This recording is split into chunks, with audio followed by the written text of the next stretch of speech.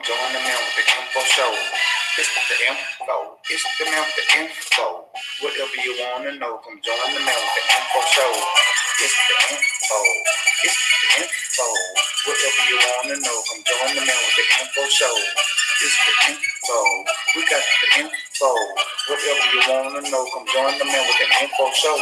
It's the info man. You can call him information info man. Kicking knowledge all over this nation. Win, lose, or draw. You can bring your hate team, but if you want to win, please don't bring your debate team. We talking Japanese shogun, Aztecs, old mixing African dogun.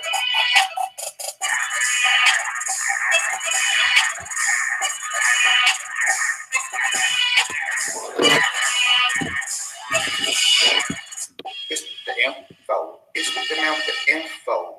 Whatever you want to know, come join the man with the info show. It's the info. It's the man with the info. Whatever you want to know, come join the man with the info show. It's the info. It's the info. Whatever you want to know, come join the man with the info show. It's the info. We got the info. Whatever you want to know, come join the man with the info show. It's the info man. You can call him information info man. Kicking knowledge all over this nation. Win, lose, or draw. You can bring your hate team, but if you want to win, please don't bring your debate team. We talking Japanese shogun, Aztecs, old mixing African dogun.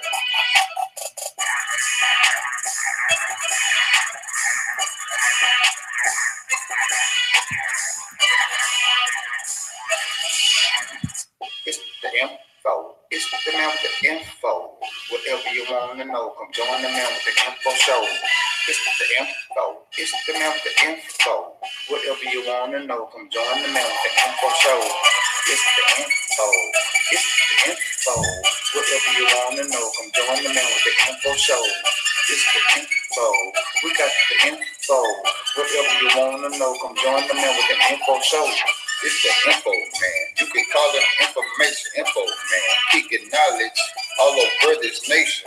Win, lose, or draw. You can bring your hate team, but if you want to win, please don't bring your debate team. We talking Japanese shogun, Aztecs, old mixing African dogun.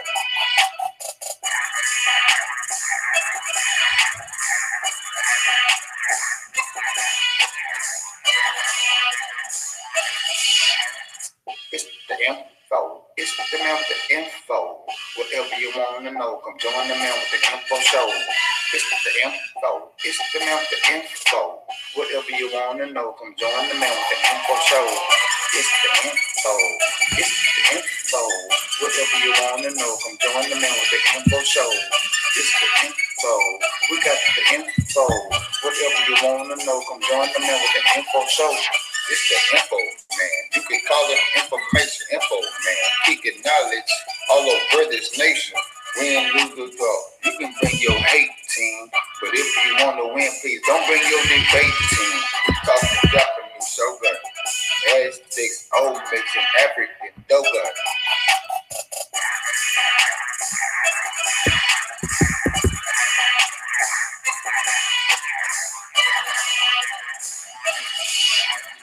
It's the info. It's the man with the info. Whatever you want to know, come join the man with the info show. It's the info. It's the man with the info. Whatever you want to know, come join the man with the info show. It's the info. It's the info. Whatever you want to know, come join the man with the info show. It's the info. We got the info. Whatever you want to know, come join the man with the info show. It's the info man. You can call him information info man. Kicking knowledge all over this nation. Win, lose, or draw. You can bring your hate team, but if you want to win, please don't bring your debate team. We talking Japanese shogun, Aztecs, old mixing African dogun.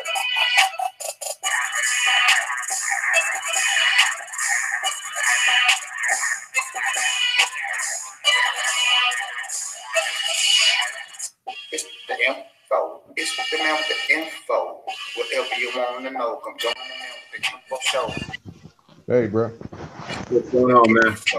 Ain't not much. I was listening, brother. Brother Maurice, real quick. Let me end this. Let me stop fam. right here real quick. Give me a minute. All right. Oh, damn. Greetings of peace, Brother Gab. Hey, what's up, Art? How's it going? Everything's fine. This Brother Info Man there too? Say it again. I'm here, brother. I'm just Okay. setting a few things out, sending out a few links and everything. Glad to have you guys on board. Everybody, this is a continuation from the LMP live stream. It got kind of ugly. I don't know if y'all heard the end. Yeah, I was listening, and I did not like. It's no shade on LMP. He's doing a great job, but I didn't like some of what was happening. I was very that dude that he had on there is rude, man. Yeah, we kind of got into it, you know, last week.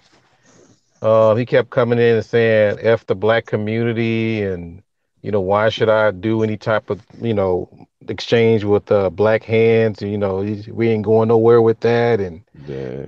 And I was Brothers curious, gonna have like, to, yeah. And I was great saying, brothers got to stop. Just like, I'm not entertained. Like, if anybody ever come on my platform talking like that, I'm blocking them, man. Yeah, he went in on him and Rude MP went in on what's his name, their Vice show. Oh, they went in on Well, mainly, I mean, not Phil? totally, but just mainly his business decisions as far as accepting $2 million or something from whoever else. And you know, they were like, why would you say that you're not accepting $2 million based on the black community? F the black community. You should have took that money and flipped it and blah blah blah. And I'm like, that's what him and Rude Amp was saying. oh yeah, they were trying to attack me about it because I was like, hey, you know, it ain't. I told him that we don't know all the details. We just privy to what he said on the air. But so then he started saying, well, so you were in victim mode. You know, I mean, you hear the playback. I'm sitting there. Dude, I will not be entertaining no shit like that on the internet. I'm really not. I was shocked because it really threw me off because that's, you know, I don't have a, you know, I'm not a content creator or anything like that. I just try to add positive energy on people's panel. So I didn't get it. So, brothers, we are live, just so you know. And I don't, I wouldn't tolerate that either. And see, this is the problem. And we're going to talk about this tonight, brothers. We continue to have these panel discussions in which everybody agrees that as a people, as a group, we need to do better, treat each other better, give each other respect. We recognize our shortfalls, our shortcomings, but at the same time, we all agree that we need to find ways to find common ground. And if we're going to have panels and we're going to have these kind of discussions, then we can't continue in this way to disrespect one another. And I'm going to say right now, I have never have been and never will be an endorser of someone saying or giving a notion that a woman should be raped or women should be raped. You know, and I don't know all the circumstances between Brother Preem and Angela, because I wasn't privy to what was said, but I'm just saying in general, I, as a man, don't endorse anything of that nature. And I don't endorse us blatantly disrespecting women, especially on social media. I mean, it happens. And at the same time, I got to be fair about this. I don't endorse black men being disrespected, not only by black women, but disrespecting each other. And it actually plays into a deeper pain and issue that we as a people, some kind of way or another, we either don't like each other outright, we're either suffering from the trans-American slave experience that's in our all the way up to now, or we are just so goddamn Americanized in this culture that our behavior is just automatic because we've been so deeply rooted into this culture. And then I was on Nyla's program today, and I really feel, and I don't know how you brothers feel about this, a feel one of the reasons why we have the problem we have with black women is because at the end of the day, black men are really crying out loud and saying, we want to be loved by our women. We want to be loved by them. We want to be respected. And unfortunately, it comes out in the way it does on these social medias. And it comes out in a way that can be seen as negative to some, particularly to women. And I think we're crying out for our women to respect us. And in some ways, we get upset when we hear our women say things that we find disrespectful. But at the same time, we have to also as men, and I think Brother Cerulean would agree with me, we got to be able to check our masculinity and realize, wait a minute, why am I arguing with a woman? Why am I spending time focusing? And I'm guilty of this. I've said things about weaves and all this sort of stuff, but why are we as men spending so much time concerned about women's hair, women's makeup? Why are we so concerned with these things when I hear many brothers say that are part of the manosphere, black men need to build themselves up, work on themselves, don't spend a lot of time focusing on women. I actually agree with Brother Wolf Away, Brother Research, who says it's actually boys, little boys, who spend time arguing with women, focusing on women instead of focusing on themselves as men. And so if black women are talking about black men, and if it doesn't, and I know Asinian always says he's not talking about all black women, that if it doesn't apply to you, let it slide. I think as black men, we should reinforce the same thing for ourselves. If we have black women on social media that are saying negative things about us, if you know who you are, like Gab, I know you are a good father. I'm a father. You know who you are. Then I know that those black women who speak this way are not talking about me, because I know who I am and what I'm doing. And we know that black fathers are the best thing in this world. We know that there are more black men in college, educated, moving into the middle class, upper middle class, than there are black men that are incarcerated. If you know who you are, what you are, then it does not matter what someone is saying. We know that there's an assassination on black male masculinity in this country, black male. Then damn it, control your goddamn image for yourself, and don't allow anyone no one can define you, no matter how negative they may speak. They don't define you if we define our own image. And so we're spending so much time engaging in this so-called battle of the sexes. And we're doing everything, Gab, you can recognize this, brother. We're doing everything that our enemy wants us to do. This is how he set it up. This is why he made sure that we had different skin tones. This is why he made sure he could divide us by economics and religion and all these various things. They want us divided. And when we do this, we're feeding into the master plan to keep us divided, to keep us not being of what God intended us to be. And as you can respect what I'm saying, Gab, of being a brother of Muslim faith. You know the words, brother, saying it plain. We don't have knowledge of self. We don't know who we are. In some cases, we don't know who we are. And we act in this manner because we're so far from the nature that we were really born to be. And I'll stop there. Yeah, I'm in agreement, bro. Like when I heard the dude talking about what did he say? The girl need to be murdered by rape or some shit. Like, no, I'm not listening gang to that rape, shit. punished by gang rape. I think that's what she said. Punished by gang rape. Who says that shit? If he not, number one, nobody like that is going to be welcome to my platform. I'm not entertaining it. I'm blocking it. I'm not online or any part of my life to be taking part in that type of disgusting stuff, man. Like, so I won't be entertaining that in any form on my platform. And if I catch people entertaining that on their platforms, my stay gonna be real short, and I will be reevaluating whether or not I'm going to continue to go to a platform that entertains that. So I'm glad LMP carried it the way he did.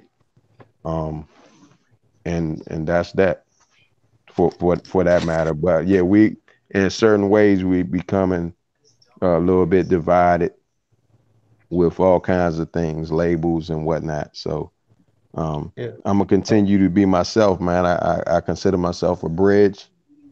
for those who want to bridge gaps in the community. And I'm gonna play my role. That's my lane right there. I'm gonna stay in it. Yeah, I would like I ended off saying that regardless of how we feel about what these sisters are saying, whether we're being targeted, I mean, just the bottom line, they need to feel safe around the brothers, man. I mean, some of these people coming on these panels, we don't know what they come. People don't even know where I came from, you know. So, I would urge a side of caution for the sisters to kind of watch the company you keep, Right. Art, that's a But good point. What you said, brother Art. Where the hell did you come from? if you see you see my channel, you kind of get an I idea of know, what. brother. I'm just messing with you. Yeah.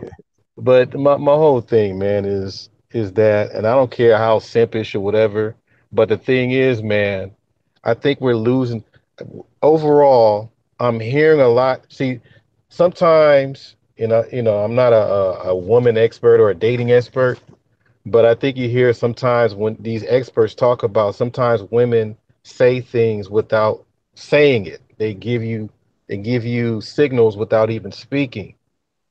And for overall, when some sisters say, well, men are not empowered to do this, men are not empowered, I don't think it I look under that. I think the part about men being empowered, meaning that men are have enough fortitude or heart to protect their women. Even if it's on the cyberspace or whatever it is, women just need to be safe around their brothers. But at the Yeah, same, everywhere. Right, yeah, man, everywhere. Yeah. yeah. So that's Yeah, my like whole thing. Yeah, go ahead. I'm sorry, brother. nah, bro, you talking. Go ahead. Yeah, that's my whole thing is that, I mean, yeah, we just want to be able to and I hope sisters are listening out there. We want to be able to, I mean, I think a lot of us, I do put myself in position. If there's a woman around that's in danger, whatever, I do what I can to make sure I'm of help.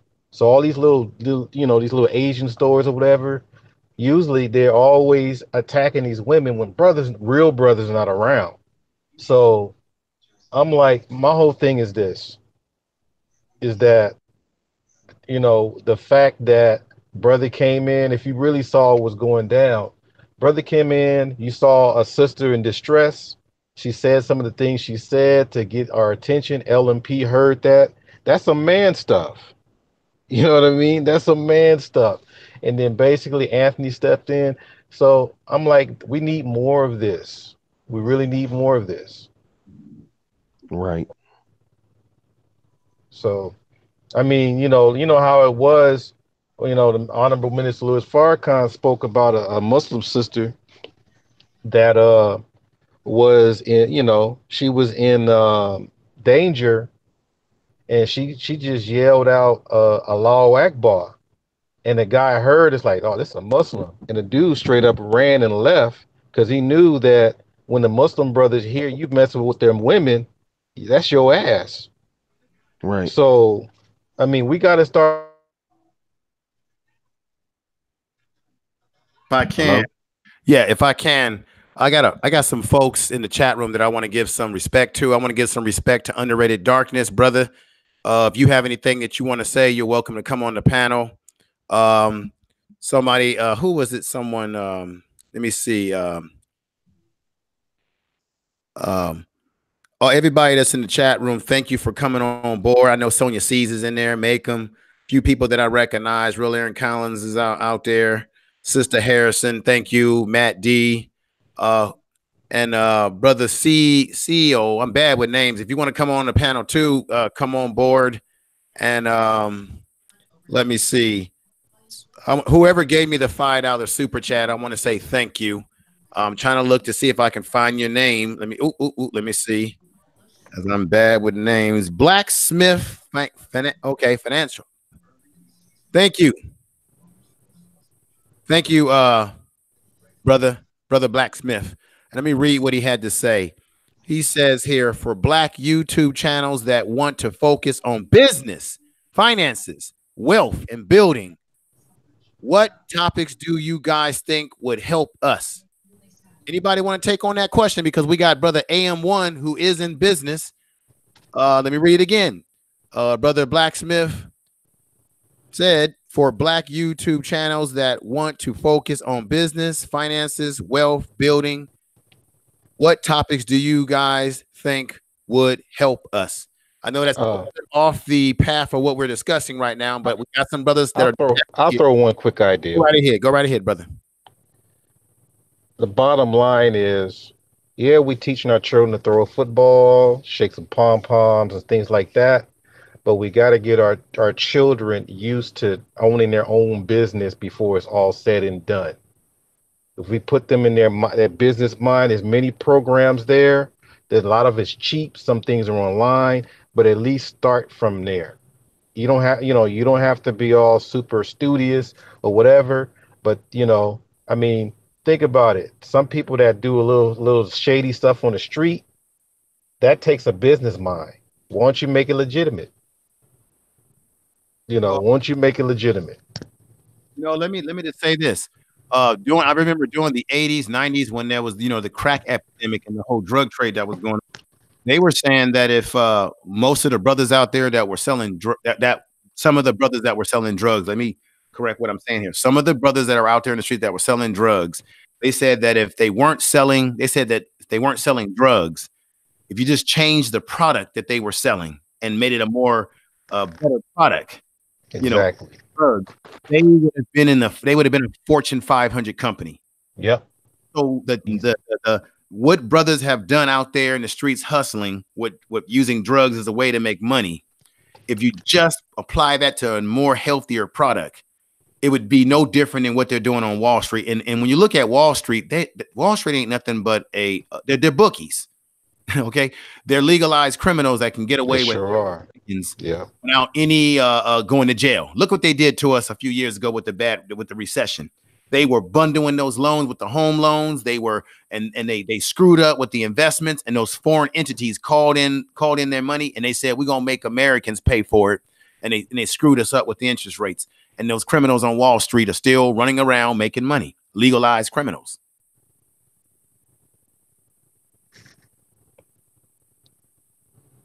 Anybody?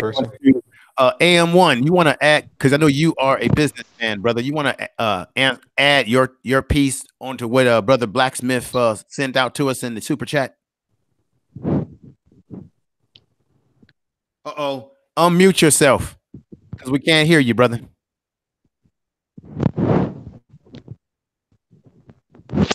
Yeah. Oh, shit. Yeah. You was talking, brother. You was like talking. Your lips was moving. Like one of them karate movies, but we couldn't hear what you were saying. Oh, you stole my horse. We must fight. All right, brother. Go right ahead. Teacher. Yeah, teacher. Teach me the flying 7-point fist technique. No, we gotta laugh more on these things. These things be getting serious. We gotta laugh more. People be thinking I'm hella serious all the time. I'm like, man, I'm a big ass kid. But at the same time, we ain't got time to play. Definitely got to be about that business, raising the young ones up, teaching them that. Like Boyce Watkins got the flashcards and whatnot, which I think is super dope. Shit, I told my brother, even one of those programs that Boyce Watkins had, I was like, hey, show this to his daughter, my niece, and I'll pay halves on it. He never even hollered back, though. I don't know. You know what I mean? Like, that's people in that family life shit, that black love coupling up. They real nice and cozy, but ain't doing shit to think for themselves, locked into non-black owned mainstream media, which is one of the linchpin things that we're going to need to figure out before we can make any real moves. We definitely need more black business, more black industry. A lot of these things are driven by way of media, multimedia, mainstream media, video, visual media, audio. That I would definitely work in this field. I do it for my clients. I do it for my own business. So I have 2 different businesses. One is more customer facing, business to business. The other is business to consumer.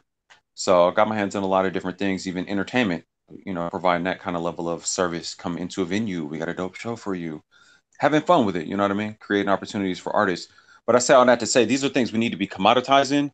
But to make it all work, we're definitely going to need to have our own comparable communication lines, aka media, and we need something that's comparable with their mainstream media, Or at the very least, we need it to be comparable enough so that we can, how do I want to say this? Break the spell, because it's definitely witchcraft. It's high-level sorcery what these people are doing. Make no mistake about it. And I don't say that jokingly. It is straight up sorcery, witchcraft. We have to do something comparable on that level to break their spell and say, hey, just because it's coming off of this black cube or flat black cube in our living room attached to our wall, or the one in your hand right now, the cell phone, feel me, you know what I'm saying? The monitor, TV, in case you don't understand the riddle. It's coming along that delivery system. It goes in your mind a certain way. We have to understand that even if it's content coming from Black folks or showing you Black folks, it's just as good, or it can be just as good. The goods, the services, the entertainment.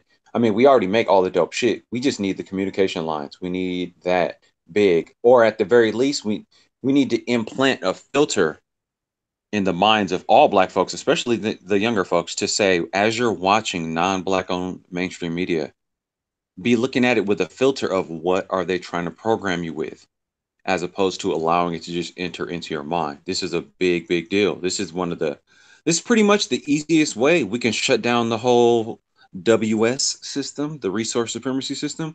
The easiest way to shut it down. That $1 trillion buying power, they say that's like, what, 8th as far as potentially like nations in the world. That means we could easily be on our own land somewhere, but we ain't even got to do all that. We could be sitting right here, chilling, owning, controlling a lot of different things, like the other group of folks that we love to mention so much, who are pretty much running the show. They pulled some slick moves, locked everything down. We don't even have to be that slick and sick and gangster about it. Most of what's happening right now, we're propping up ourselves by tapping into their mainstream media and letting them further program and indoctrinate us. So to summarize all that, long-winded, we definitely need the business, but we need the communication lines, and we need to back up off of their shit. We need to not let them take our musicians, our entertainers, our athletes, and make a shitload of money off of them while foisting them up in our faces, making us think that the playing field is level. I'll leave it at that. Good points.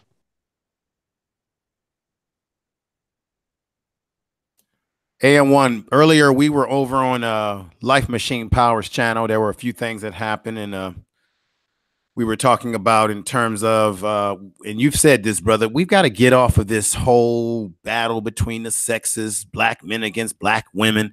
We got to get off of this shit. We got to repair ourselves. We're in so much damn pain emotionally in this society, and then we project this shit onto our women. They project onto us. We got to get off of this. This is becoming a merry-go-round. We're continuing to talk, and we have panels about what we need to do to bridge these gaps, and then we continue to do this.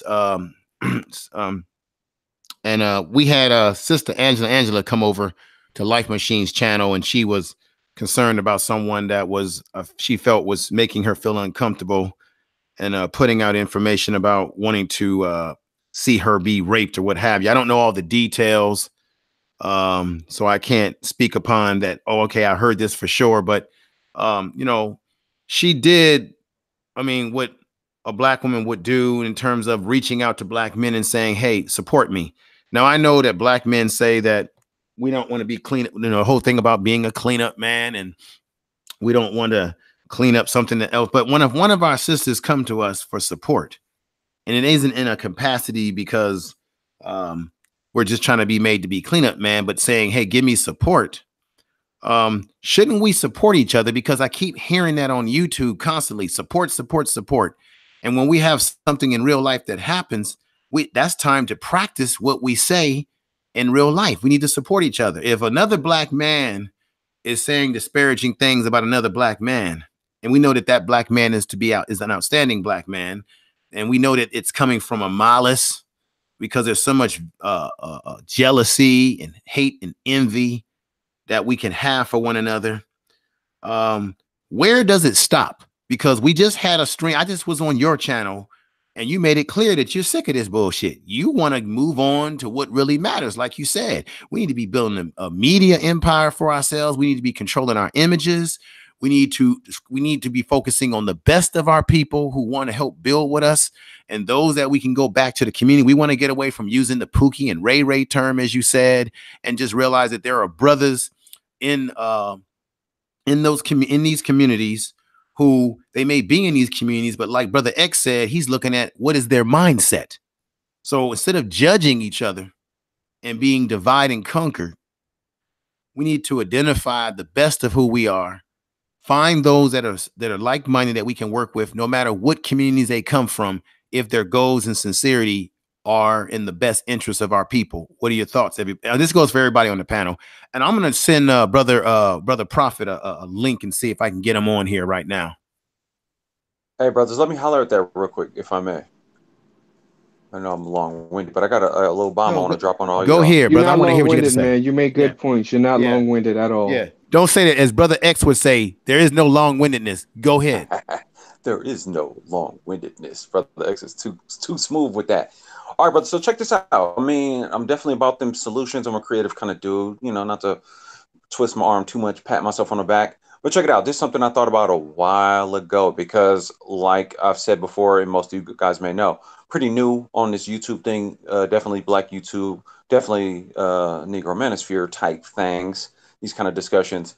But I'm really about going hard for my people, and I've been doing so in real life, quote unquote, as opposed to on YouTube for years. That's why I've been so thin on YouTube, just using it as a repository for videos that I'm going to serve up somewhere else. That's all it is. So I never really cared about the channel. Tapping in with the brothers been soaking up or tapping in with me and, you know, sharing game and things and, you know, kind of peeping game on my offerings. I'm like, let me really come up with some shit to take it back off YouTube. So a couple of things I want to run by you guys, and this will be maybe first in YouTube, or maybe somebody said it before, but this stuff we can do as Black men to really get on some leadership shit. You guys are going to love this. This is really, really dope. And this kind of taps on what Infoman just said. This is something we should do going forward. And I thought about this for a video series that I was doing solo on my channel. What is Ratchet? Maybe you guys saw that. We kind of transformed the stream that we got into piggybacking off O'Shea. My first live stream with the panel. What is Ratchet? Asking that question. This is just an idea. And I thought I was going to try this out with a few different fellas, but basically it's like a challenge. People want to come with the Bodak Yellow challenge and all these other dumb challenges. So one brother takes a dope topic, and basically everybody who really gets it, the brothers that want to build, take that topic and just give their take on it in their own solo video. So what it's doing, it's a real simple thing, but what it's doing is showing this real unified strategic effort to all say, hey, we're going to individually build on these ideas as we can do on a panel, but it's also showing as a documented, unified effort to tackle a particular subject on each one of our platforms.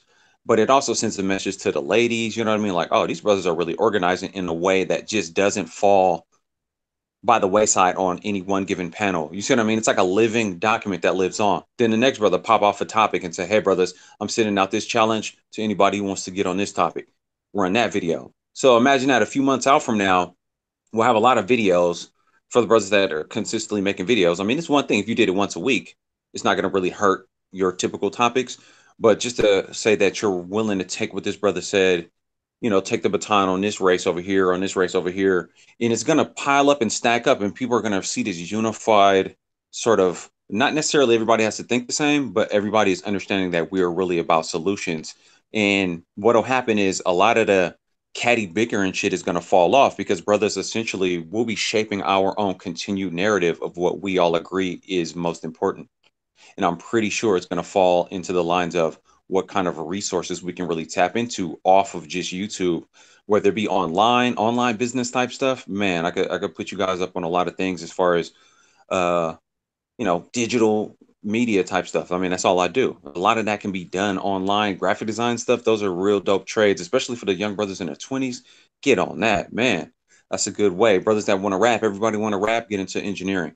Getting kind of sidetracked. But the point is, if we kind of do those things almost like a homework assignment, I'm gonna send this challenge out. Hey, brothers, do a video. Give me your take on what is ratchet. Let's do that, and it'll be this unified front of videos dropping. Now, to piggyback off of what happened with Angela, we can use that same strategy. Some lame ass dude says some crazy shit in some comments. We find that dude's handle. Of course, these handles can be changed on YouTube, but everybody make a quick little 2-minute video addressing that. Hey, bruh, that wasn't cool. This is going out to my sis Angela. She's doing some solid stuff. She's not coming at the brothers crazy. If you're doing solid stuff, we should get your back. Ashley W, I rock with her. I think she's saying some cool stuff. Nyla seems like she's coming with some cool stuff. It's basically you're innocent until proven guilty. So I'm ready to rock with you until I hear you say some wild shit, and then I might ask you. And if I see you keep doing it consistently, then okay. So if we do that, it creates a situation to where anybody who's popping off some wild shit as far as within this black male YouTube thing, they see, hey, these brothers are operating on a united front. I guarantee you, because I study media and I understand how this shared directive intention works, to where it's going to put some people on notice. They're going to have to get down or lay down if this continues in that way. Let me stop there. Let me know what y'all think about that. That sounds great. That sounds like an awesome idea. That sounds very Toastmasters-esque, and the premise of like taking a simple table topic and branching off and giving your own commentary on that simple topic. For people that don't know, Toastmasters is something that I would love for any person that's on YouTube or creating any type of content on YouTube where they're just giving their commentary to join and being part of. For one, it's a great confidence builder. It helps you with public speaking. It builds charisma, and you can also network with other people that are on these different Toastmasters meetings. And with what you just said, is so like I love it so much because it was somewhat it somehow some way draw a line in the sand where you'll see guys, hey, listen, you can do this and you can do it with us, or you can be in the dark corner doing what you're doing, continue to do what you do, complain about what you can't get and what you're unable to do, or you can join us as a collective and actually be part of the change. I mean, I love it. That's an awesome idea. Okay. Absolutely love it. All right, brother, I got to acknowledge a few people in the chat room. We got Man of Tomorrow who super chatted me, brother. Thank you very much. I'm not using my special effects tonight. I'm just kind of we put this together last minute because LMP had a pretty good stream over on his channel, got a little heated at the end. And I'm just piggybacking off from what that brother was doing on his channel. So Man of Tomorrow, thank you, brother. If you want to be on the panel, brother, let me know. I'll send you a link. Let me give some respect to Supertris. Brother, if you want to be on the panel too, let me know. I did put a link in the chat room, so you can click on that.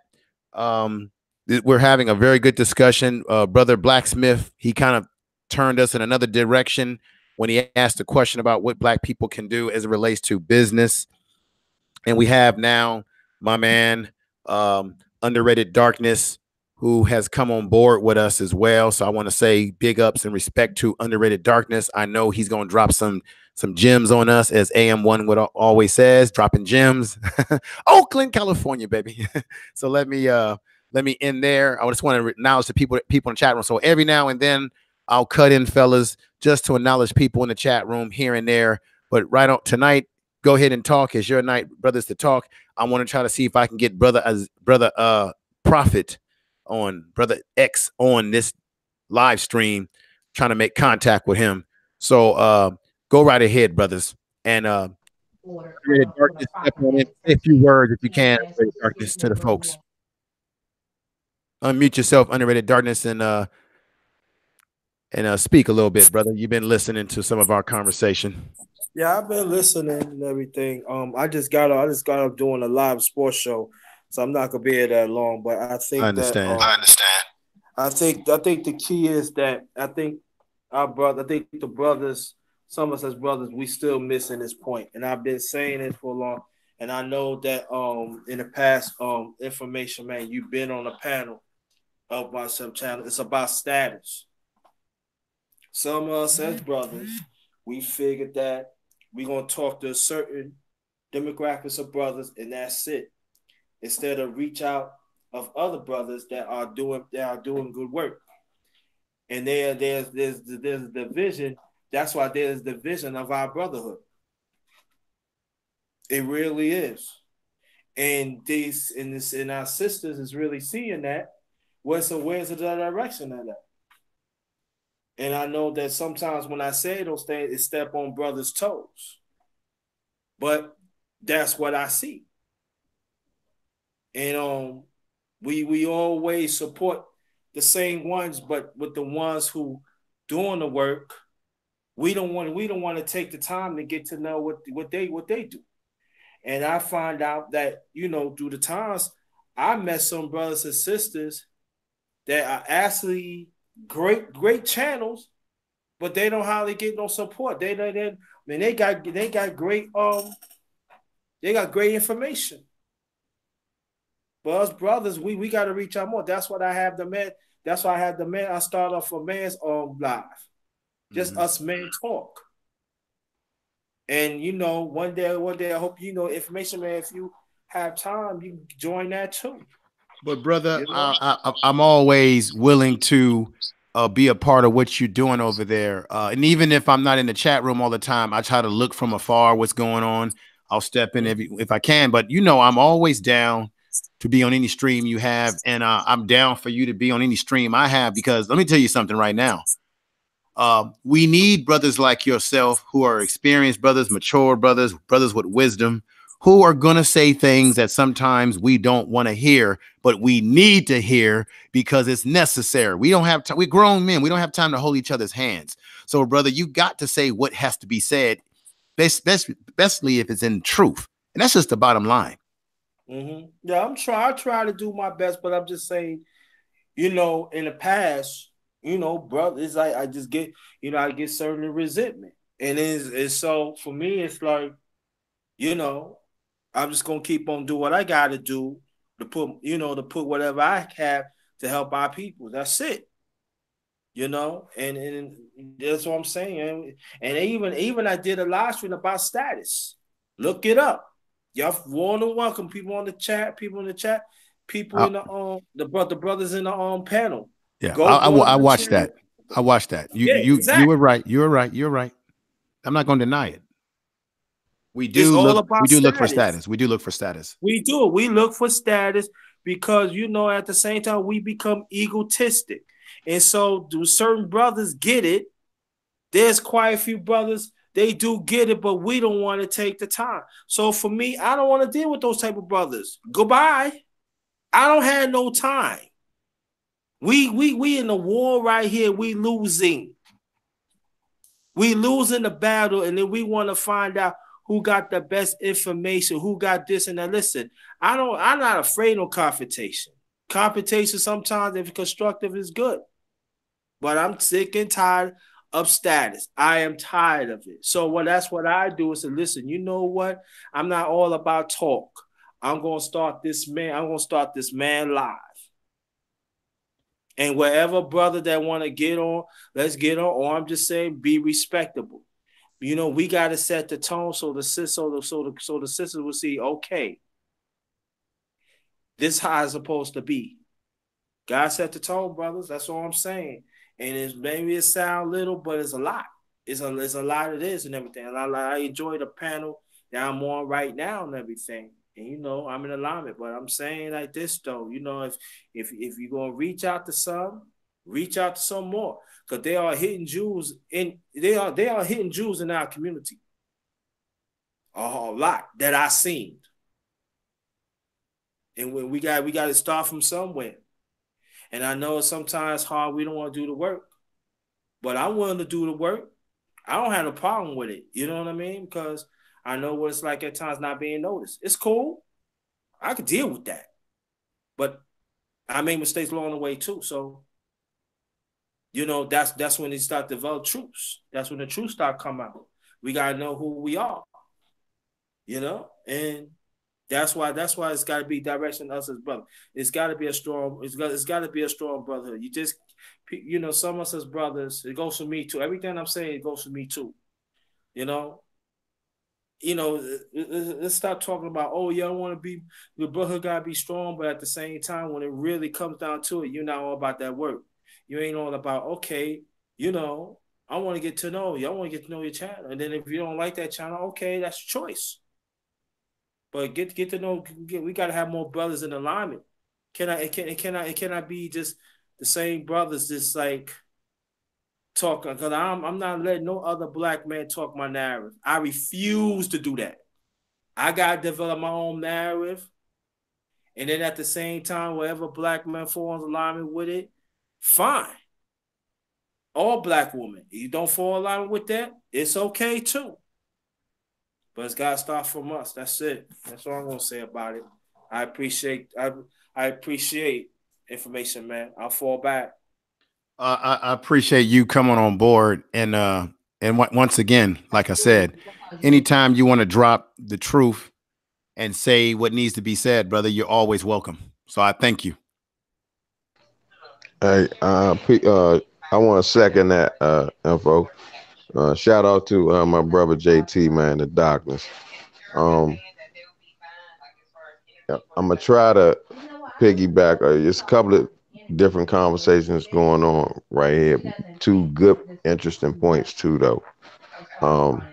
The riffraff that was going on LMP station, and the madness, and then the lack of unity in the brotherhood is what allows a lot of that madness into the black YouTube. And I had to admit, it's then got kind of a little bit out of hand lately. But I welcome all of this to go down. You know what I'm saying? I think we need to do it. And at the end of the day, ain't nobody jumped off the bridge yet about it. I think we gonna have to rub elbows for a little bit, and rub each other the wrong way until we can get it right, man. And hopefully when the dust settles, we'll have a brotherhood. I know, to JT's point, underrated darkness, for y'all who don't call him JT. To his point, I know that moving around on the internet has been, I struggle for trying to figure out what's the best way for my opinions to get heard. So I've been trying to figure out how to definitely grow my channel. So I've been diversifying my my activity online. You know, yourself, Nala Says, and got lucky and got on a couple of big channels, and efforts to make sure that I'm being heard. So, and that takes a lot of work, and it takes a lot of time. And I still try to remember where I came from, and peep in and join the channels where I originally got started. And it's your time is just, and then it's my family, then it's the wife, and then it's like, I don't know about y'all, if y'all that got girlfriends or wives, it can get pretty rough. Children, it can get pretty rough trying to split up your time. I'm addicted to this shit right now. You know what I'm saying? Like, really, YouTube like crack for me right now. I'm not gonna bullshit you. Yeah, it is. I'm fine. I'm lighting up right now, man. Well, let me tell you what YouTube has done to my life. Just recently, y'all gonna think I'm crazy. Just recently, I cut my goddamn cable off. And so you don't need this shit no more. Nah, I don't watch it no more. That's not even far out. That makes a lot of sense. I cut it off. I haven't been without cable since 2006. Yeah, and I was paying too much money. And then what I did, what I realized? I got the PlayStation 4, right? Because I like to play my little soccer and John Madden sometimes. And I realized that PlayStation 4 almost has its own network. So I'm still able to, I got these apps that I download into the system on that. and I'm able to still get access to certain sports and certain little packages. And then I watch my Netflix now. I've been checking out for the first time. I know you're gonna laugh at me. I've been checking out the Luke Cage series. Oh yeah, nah, yeah, I heard a lot about that show. But yeah, nah, man, like I was saying, like I've been moving around trying to figure out. It has been about I wouldn't call mine status, but I guess it could be categorized in some ways as status because I am looking for ways to grow my channel, but I am trying to stay true to what I'm doing. And what I found by diversifying the people that I talk to, I'm starting to find some very interesting points of views. I was with brother AM1 last night on his channel, talking to a group of brothers that I don't know that I would have been talking to, maybe a month ago. I don't know if I would have been talking to them brothers, but learning to be myself. And I'm gonna tell you, my nucleus is probably with JT and them. JT, brother DS1, Sheep Stay Sleep TV, and I consider them my homeboys on on YouTube, man. And I don't know why we don't have no personal relationships. It's just that I kind of feel at home there, and so I think, make a long story short, I think when you move around info, you see that I might not come to your channel as much anymore because I'm just spread it out now. Nala has had like a lot of activity and I get a lot of invites to different things. Mm-hmm. And so, trying to spend my time and cut my time up, it could feel a little different. And I'm not saying that like to say that I'm not directly answering JT, but I do want to put it out there that I know that some of the channels that I visit, I might not spend as much time as I used to. But I do notice that I think there is a climate of clout chasing on YouTube. And I'm trying to be honest, like I think all of us at some point are doing some kind of clout chasing in efforts to be heard. And I want to like be forward about that. In order to be heard, you got to diversify. Yeah. And push yourself out there into them audiences and see what you catch. And then I had to evaluate, is this what I really want? Like, am I talking to the people that I really want to be talking to? Yeah. Well, and it's the work. It's the work, Yeah. Let me just say this. I look at it from a point of view that you grow, your channel grows, you grow as a personality, you learn, you connect with other people on YouTube. And I feel that if you keep yourself grounded and you keep yourself humble, you know where you come from, you know who you are, and you don't allow whatever connections that you make with people on YouTube to get to your head to the point that you don't keep yourself humble. If you maintain being grounded to who you are, then I think you can still grow as a channel, make connections with other brothers and sisters on YouTube. But I think if you can just keep the common touch and the ability to still reach out to people, like I don't care how big or small a person's channel is. If I like what they're about, what they're saying, I'm going to support them. I don't care how small, how big. That was one of the reasons why I started reaching out to brother LMP, because I see that he's trying to grow his channel. I see that he's a positive brother. And I've done a lot to try to encourage the brother, give the brother pointers. And he's told me directly that he appreciates it because he notices that a lot of times when he tries to reach out to other black folks, I don't want to name names, but other black folks on YouTube, he hasn't really gotten the best reception. And that's really a sad thing. And so I think a lot of times if you are such on a high horse that you can't take the time to give a brother a tip on how to improve this, improve that, if you got the knowledge, everybody is so worried about somebody overcoming them. look, if you're successful, Right. if underrated Darden is successful in what he's doing, I'm going to look at that as a blueprint and say, wow, if he can do it, I can do it. Let me see what is it about this brother's charisma. You know what I'm saying? So you take a little bit from everybody to improve what you're doing. I've taken a little bit from everybody that I've watched on YouTube that has a certain style that I might like, but I still stay true to my personality. And that's all. And some channels are going to grow faster than others. Some are going to grow very slow. Some people like your content. Some people don't like your content. Some people are going to be critical of who you do collaborations with and what have you. But I think if you still stay true to your mission, which is to educate people, to empower your people, if you don't get too caught out of your damn mind. I mean, there's people on YouTube who have thousands upon subscribers, and they don't even talk to the people in their chat room. They act as if the chat room doesn't even exist, right? They don't, and I don't want to be that kind of person.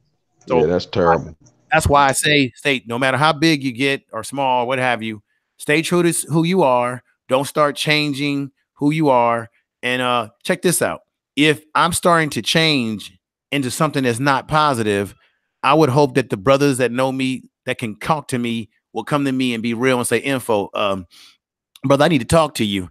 I think that you're getting way out of line here, brother. You're getting on a high. I mean, I would think that you brothers would keep me in check, tell me where my downfalls are, but at the same time that you give me constructive criticism, you got to lift me up when I'm down, and you've had to tell me, brother, this is where you're wrong. You got to make this correction, and then lift me up as you do critical analysis of what you think I'm falling off the peak and path with. You see what I'm saying?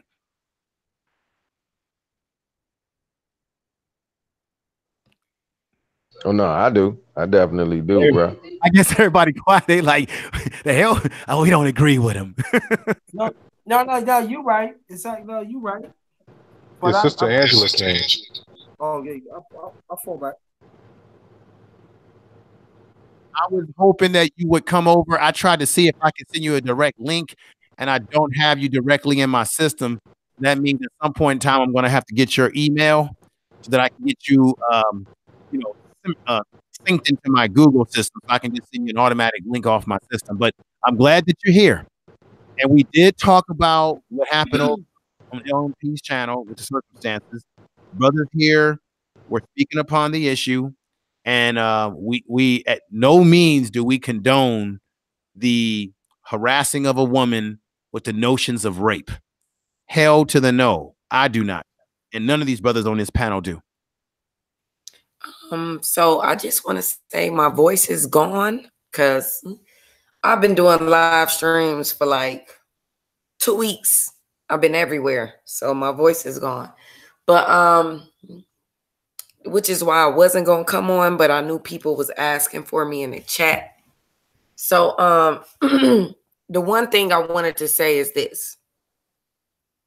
One of the reasons why I don't like really look to Black men for support as a collective is because they make excuses for shit. Like when this man attacked me, I saw like a handful of, which is why in Classic Ruby is a cool chick, but she was even making excuses for it. She was like, well, I think that's that excuses. And when we do that as a community, this is why we learn not to trust each other, because we have the mammies and then we have the Black male coons. And these people, to me, are a detriment to our society. But when we point them out as Black women, then Black men come for us as if we're attacking the whole Black male race. And we're not.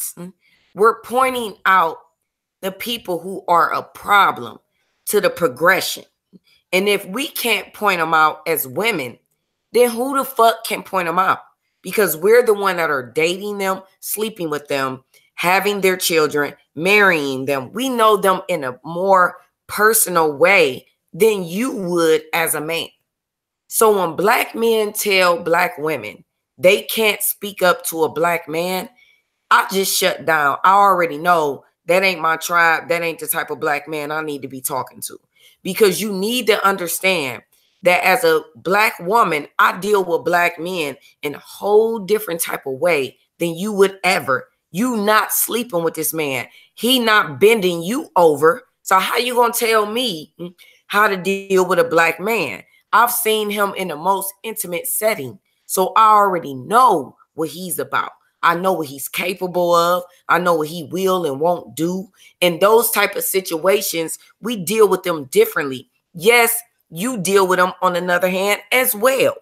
But we need to be able to listen to each other. You can't just shut Black women out and say we don't have an opinion because we're not men. Because if that's the case, stop fucking talking about Black women. Shut the hell up too. Don't say nothing about our hair. Don't say nothing about what position we need to fall in as a woman. Don't say we can't speak up to men. Don't say none of that shit. Because if that's the case, it goes flip-flop, tips, topsy-turvy. It goes both ways. So that's where I get irritated. But when this man attacked me, let's be clear. As my position, I'm not scared of none of these fucking niggas on YouTube. I'm not. They don't put no fear in my heart. Okay? So I'm able to stand up for myself. But when I see other people making excuses for a Black man saying she deserves execution by gang rape just because I'm a certain type of Black woman, I speak up for myself. I have a strong opinion. I'm not necessarily coddling Black men. I'm not the Black woman with my fists in the air saying, don't do this to Black men. No, I'm standing next to Black women like, don't you put your ass over there because they're going to shoot you first and this nigga going to still be living. So I'm that type of Black woman. So because I'm that type of Black woman, I get, fuck her, she can die. I don't give a fuck about her because she didn't make my ego feel good. So since I don't make their ego feel good, they feel very comfortable with saying, fuck her, she can die. I don't give a fuck. And that's what just happened to me on LMP's channel. It was a few people over there saying, well, she doesn't necessarily agree with Black men. Did you hear me saying on my channel, Black men deserve to be gang raped? No. I just say that it's a lot of Black beta male ashy coons that keep the community back. I can't speak out on that because it's Black men speaking out on Black women all over the place. So I can't give my opinion. I mean, I'm curious. I'm curious to that. Let me just say this. You are entitled to your opinion. I'm entitled to my opinion as a Black man. But people are not going to like what I'm going to say. We're all entitled to our opinion. And you as a Black woman should not have to deal with someone making disparaging statements around rape. That's what bothers me personally. Because the reason why it touches me personally, because I knew a few girls when I was in college that were friends of mine who got raped. And I had to comfort them in the moment, while at the same time with some of my brothers wanting to get retribution. But I'm not going to get into that. But so to me, when I hear that resonates for me. Plus, I have a daughter. And anybody that would harm my child, it's going to be on the goddamn 10 o'clock news. So what I got to say is that we are all entitled to our opinion, but we're not entitled to our own facts. And what I mean by that is that we have our opinions, but we need to check what our facts are. And so I felt that you had every right, if you didn't feel comfortable with him on the panel. But at that time, the way the whole thing came out, nobody knew exactly what was going on. No one had the facts of the situation, but you had the facts on your side because you had a conversation with him. You heard what was said. And I think that also added to the uproar on the channel because no one knew all the facts. And I think Classic Ruby didn't know all the facts as well. And I don't think that anybody should endorse that kind of behavior or condone anybody that deals in that type of behavior.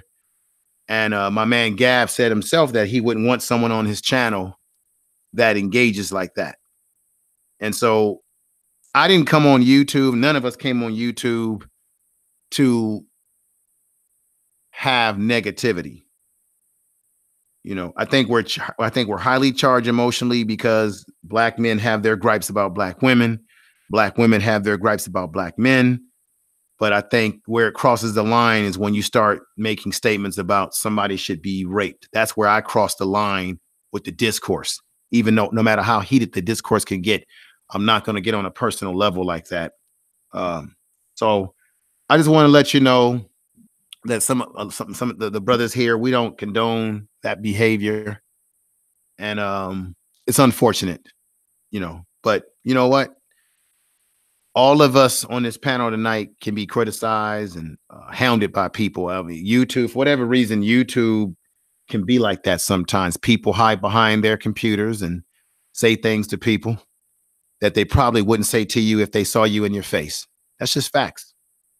So I'm going to be quiet and let other folks make their statements, whatever they want to talk about, whatever you want to talk about, brothers, whatever's on your mind. This situation with Angela that happened over on Brother Life Machine Power's channel. There was a discussion. I'm going to make sure that I tell everybody right now, Life Machine Power was not endorsing this type of behavior at all.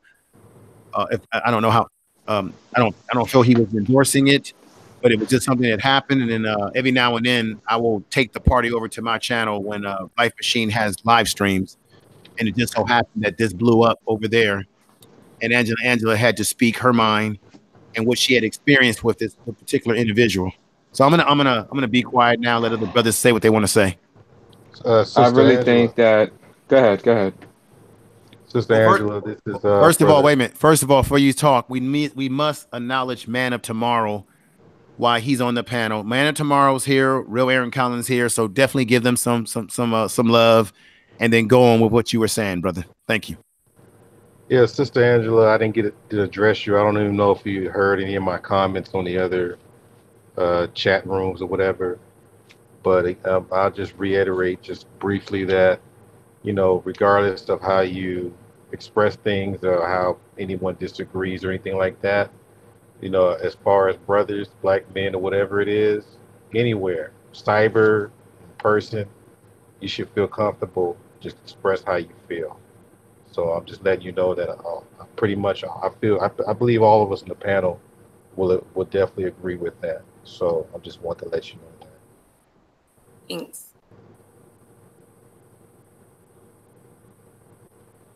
Thank you. Thank you for that, Brother Art. Let me go right ahead and give respect to Sister Buckner for the super chat. Thank you, sister. I see you out there. Everybody in the chat room that's come in, thank you for being here. I see Sister Wiseman in the chat room. Thank you, Matt D. I'll be naming people's names from time to time.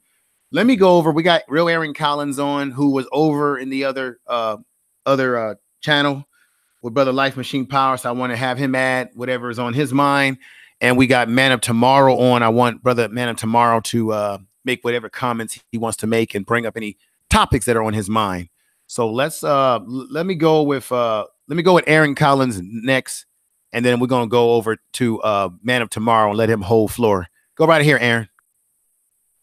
What's going on, family? How's everyone doing tonight? Hey, Angela. Peace. How you doing? What's going on, Gab? Peace, Talk, brother Aaron. everyone. All right, everybody. And I just want to say I was over there on LMP's platform, and it did get ugly. And I just wanted to say again, I'll put it in the comments, and I don't know if Angela saw it. But once again, Angela, I just wanted to let you know that I apologize that happened to you, and that you are welcome. You are always welcome, and you should always feel loved and protected. And I really feel that way about you. And you know what? When I say this type of things, the type of stuff, no woman should be have to be subjugated to any kinds of comments like that, because it's not funny, it's not cute. And for the brother to say that, he needs to check himself. And then again, when I think about that, a brother wouldn't say nothing like that. I mean, why would, if you call someone like that your brother, that's not a brother. To me, that's an enemy. Anyone who would advocate for the gang rape of a woman, whether or not she agrees with her or not, no woman should be subjugated to rape. And I wouldn't wish nothing like that on my worst enemy. I don't care if there was a woman out there who I didn't get along with, just plain didn't like altogether for whatever reason. I still wouldn't wish her to be raped. because there's really no coming back from that. I mean, there is some coming back from it, but that's a long healing process, and you don't know what kind of stuff psychologically that person is dealing with. So for someone to even say something like that, I can't even ride with even calling that person a brother, because that's nothing brotherly. And yeah, Angela, I mean, I've heard you speak before, and I know you're very strong with how you feel about stuff, but that's okay though, because everyone don't need to feel the same way, and that's how you feel about things. That's how you feel about things. But you don't deserve to be talked to like that. You don't deserve to be talked about like that. And you know what? For anyone out there, because see, I've been called a simp before for defending black women, but guess what? If that's what that is, then I'm gonna simp to the day I die, and that's how I feel about it. In the conversation. Simps United, goddammit. Real talk. Let me say a few words. We got my man Prophet, Brother X. I sent you a link. Come on to the platform, brother. I sent you a direct link. If that didn't work, I'll send one in the chat room and you jump on there. I want Brother X on this panel. So check your devices for the link that I sent you. Okay, brother? Go ahead. I just wanted to make that announcement. I think Man of Tomorrow is up next. Man of Tomorrow, brother, speak your piece and whatever's on your mind, Man of Tomorrow. Welcome here. Yeah, what's up, man? What's up to everybody on the panel? What I have to say was, in the reference to business, like, there are whole swaths of business that we can just take over overnight, from transportation and just all kinds of things. Organized. Just take over business. Take over a whole area of business and form a union around that business to protect it. And they only got to come to you for a certain product. I mean, that's how you really close it down. Like, I don't see anything like media as that hard to do. It's just a process. Just like AM once said, we got all the dope shit. We just don't own it. And the ownership portion of it is, you don't have to go out and create a brand new CNN, a brand new ABC, a brand new CBS. I mean, you now can be able to put media together in a format way quicker than being able to have a lumbering business model like they have. So it's just, everything now is at the touch of a finger. And it's just that people got to be able to pick certain lanes, stick to them, and just rock it. And just figure out what it is happening locally in your own particular city and state. Because every city and state has types of jobs that can't be filled. So if you were to start a union and then protect those people with, all types of legal representation, pretty much take over anything. So those are the things that I'm looking at or looking at. Just looking at certain places in the United States, I travel a lot. Just looking at things on that level. And a lot of this stuff's going to have to come from childhood development. And while we do childhood development, we have to kind of unseat the devious, very evil people who claim to be leaders in the community out of it. You have to learn the voice of people who are actually trying to do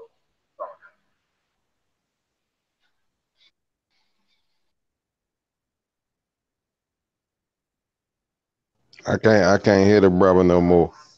Yeah, brother Man of Tomorrow, I think your volume's low. I don't know what you're using. He's on mute now. He's on mute. Okay. Oh man, yeah, he's done. I'll stop talking because I was done. Okay. Yeah. All right. Let me. We got my man, Brother X, the Prophet, is in the house. The brother be doing it on Thursday nights. Brother, give us some of your wisdom. I'm glad you on board with us, brother. Oh, I appreciate it, man. I appreciate you inviting me on. What's up, everybody on the panel? Peace, brother. Brother Prophet. Brother Hey, Gap. Prophet, how you doing? What's good? AM1. See AM1 up in here. Yeah. I don't know what happened over there, but from what I've heard over the last few minutes that I've been listening, It sounds like it got pretty crazy over there. Don't get me wrong. I mean, I have my issues with black women. I have my issues with black society on a whole. But when you got people over there threatening to rape folks and all this whole kind of nonsense, I mean, we're taking it a step too far. And I think that's a major problem on YouTube, because I've had to address some things to certain people where they've taken things a bit too far. I think we take this YouTube stuff a little too seriously sometimes. I think a lot of us get caught up in the bravado of media. We get caught up in the bravado of being able to say whatever we want to say to people. And sometimes, man, we jump off the ledge. You know, we say a lot of inappropriate shit. All of us do. But I think sometimes, man, we get way, way, way too inappropriate, especially when you going that deep into it. And I don't know the sister. I don't know her personally. And, you know, if that happened to you, I'll let you know that that's fucked up. And I wouldn't even tolerate that shit on my channel. That kind of shit, I wouldn't tolerate it. You know, I would nip that shit in the bud immediately, because regardless of what issues I have, you know, with black society's women, I don't think I would let somebody be coming up on there talking about threatening to rape you or do anything to you for that matter, especially if you're there and you're on my panel and all that kind of shit.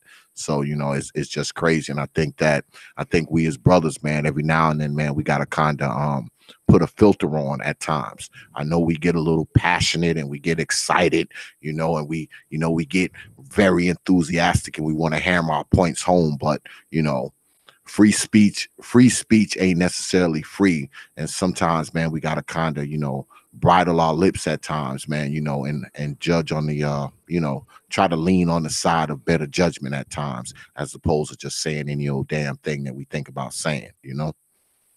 You're absolutely right. Let me, you're absolutely right, brother X. Let me do this. We have Life Machine Power live on the panel right now. Brother said, send him a link. He's on. And I want to once again say what I said before. Brother Life Machine Power was not endorsing this behavior. It's sort of, Angela came on the platform, brought it out because an individual was on the platform and she wanted to call him out. And Life Machine was just trying to mediate and figure out what was happening at the time. So he did not endorse this. I want to make that clear to everybody so that there's not a rumor going through YouTube that Life Machine Power was the culprit behind all of this. Brother Life Machine Power, render your thoughts, brother. Speak up for yourself. Well, first and foremost, thank you for allowing me on your panel. And information does have a way of getting twisted in the society. So tonight I'm here to essentially address what transpired on my channel. There was a back and forth between two individuals. I don't know exactly what transpired in terms of the lead up to their interaction, because it occurred outside of the channel that I do have. I tried to see if we could get to the bottom of it. There was some kind of tension between the two parties. And what I did was I reached out to the people on the panel as well as the people in the chat to tell me what they think about the two people that are having the problem, and also whether or not I should bring those people back. So the conversation in the chat overwhelmingly was to drop off one of the parties and keep the other party. So in that, I'm trying to be as impartial as possible. Now, there are certain statements that are made that have to be taken very, very seriously. I read inside this chat previously somebody asking if I had kicked the party off, and in response to that, the party was removed based on the recommendation of the people inside the chat. Generally, what I try to do is bring on all sorts of different people with different opinions on different things. So my focus is to reduce the conflicts, although conflicts can occur, and get people to talk and have a good time. the other thing that I'll add to that is that when things are said, and I'm not questioning the validity of what people are saying, it's important for us to have something that we can look at and see. Because when I spoke and I said, so what's the issue? One party didn't want to go into that issue. So in the future, what I find is helpful is for people to essentially be able to display evidence of what's going on. I'm not saying that to negate what's been said. I'm just saying that so that there's an actual basis that I can go on, because there's some conversation about, well, if somebody says this, what about that? So in the future, if people can say, okay, this was said and show some evidence, then I'm in a even better position to act. So go ahead.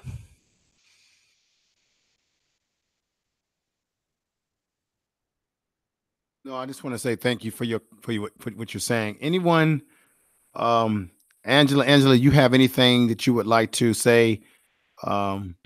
Seeing that Life Machine Powers come back on, or Gab? Okay, go ahead, brother Gab.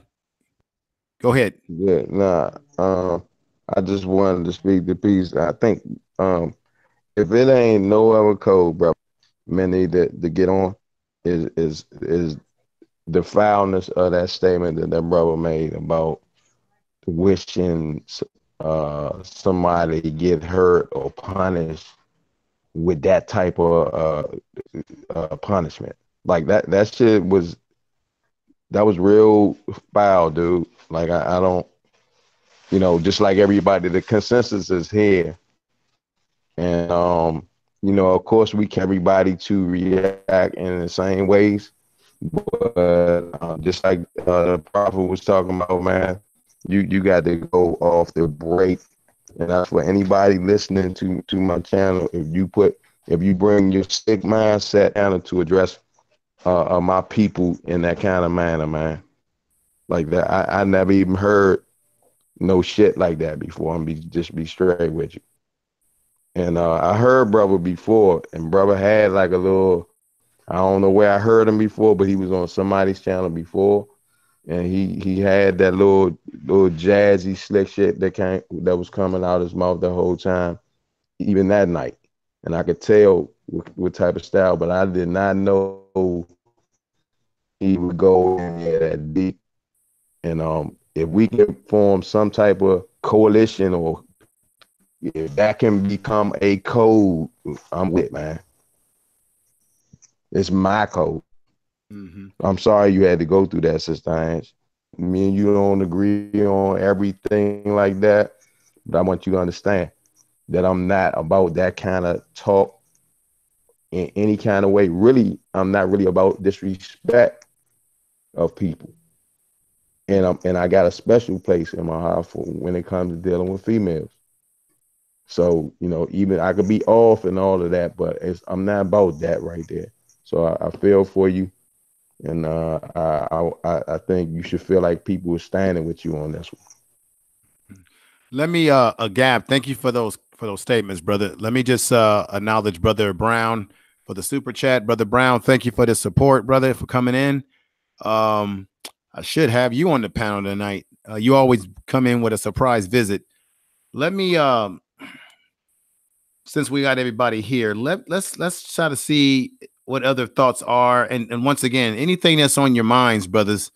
We did go into business because Blacksmith had brought up one of the super chats that I got, brought up the thing about what Black people can do in terms of creating businesses.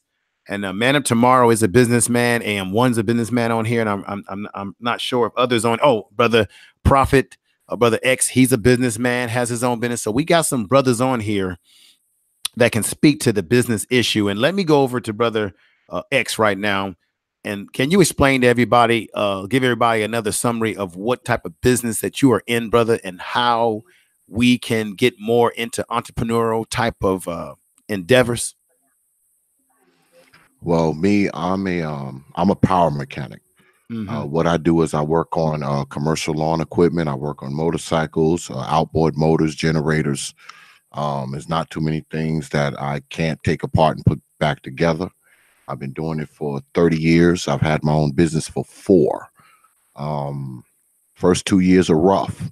You know, I'll tell you that right off the rip. Starting your business, they told me before I started that the first year was going to be rough. They lied. Those first 2 years were rough.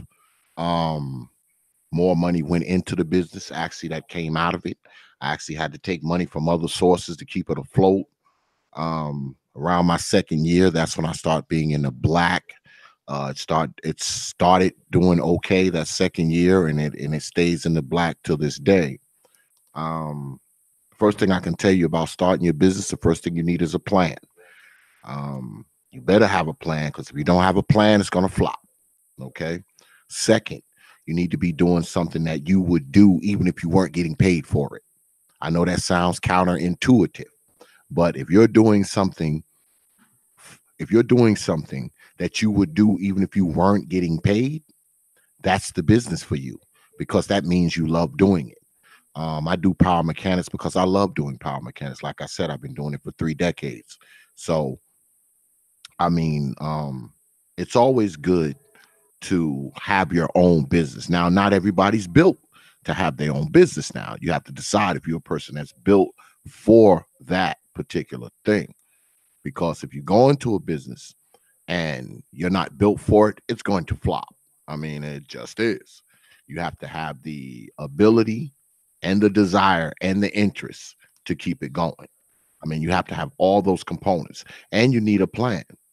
And you have to decide what type of business is going to be best for you. You have to decide what kind of business is going to last long term. And you have to think more than just next week, next month, next year. You want to think 5 years ahead, 10 years ahead. Okay. You have to freaking not only have your mind right, you have to have your money and situations right. Now, me, when I started my business, I didn't start with a bank loan or nothing. I literally started my business with nothing, from the ground up. So not everybody can do that. So you may have to get a loan from the bank. You may have to get loans from your people. I don't know. I didn't have that option. I had to start it from nothing, absolutely nothing. So when you think about going into business for yourself, know what you're doing. And like I said, sit down, get a piece of paper, write down what you want to do, what you want to be doing a year from now, 2 years from now, 3 years from now. Do all of that stuff. Take all of those steps, because see, if you take all of those steps, your business will succeed. And far as the people that you have around you, this is very important. Do not have people around you who don't understand your dream, your vision, because people who don't respect and understand your dream and vision, they will pull you down. Because usually the people who respect your dream and vision have dreams and visions of their own. The last people you want around your dream is people who don't have dreams, because they're going to cost you time, they're going to cost you money, they're going to cost you resources. So those people you must keep them away from you. If you find yourself around 9 people who ain't shit, you're going to become number 10 person who ain't shit. So you need to think about all of those things. It's very rewarding to have your own business. I can tell you that. It's not easy, because in the beginning, if you start from nothing like I did, you're going to be doing everything yourself. Everything. You're going to be doing your own paperwork. You're going to be getting your own contracts. You're going to be doing all the footwork yourself. Now, once you get established and get a little money and a little notoriety and get some residual income coming in, some liquid money coming in, then you'll be able to hire others. A business like mine, fortunately for me, it was something that I knew. It was something that I had done for other people for many, many years. So I knew what it took. I knew what it took to get it started. I knew what I needed. I knew what kind of capital I needed. I knew how to get it started, because I had did it all before for other people. And I decided to jump out there. And do it for myself. And like I said, the first year too, it was rough.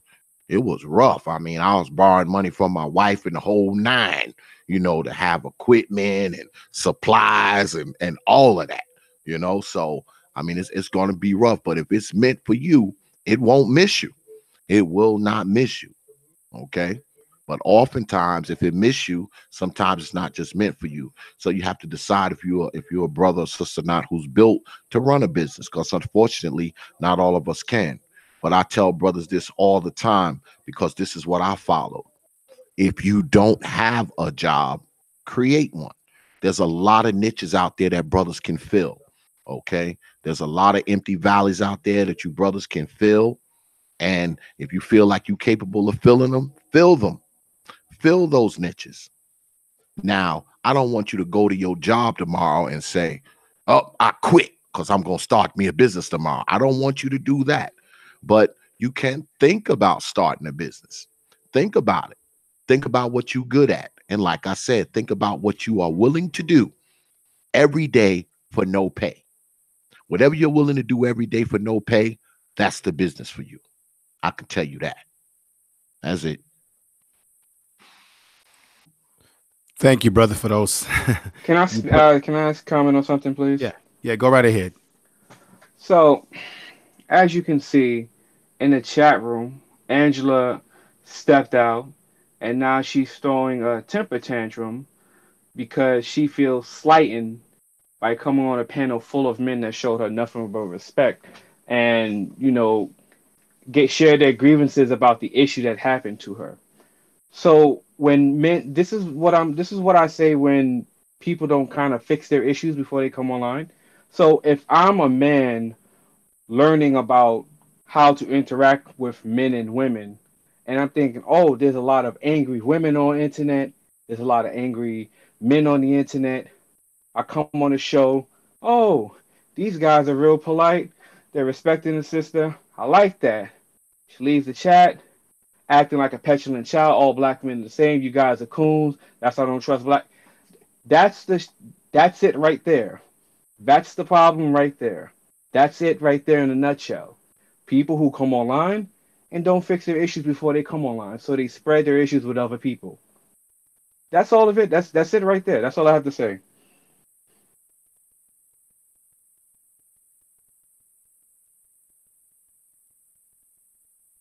I think that we need to continue with the conversation that we're having as it relates to business. Angela came on the platform.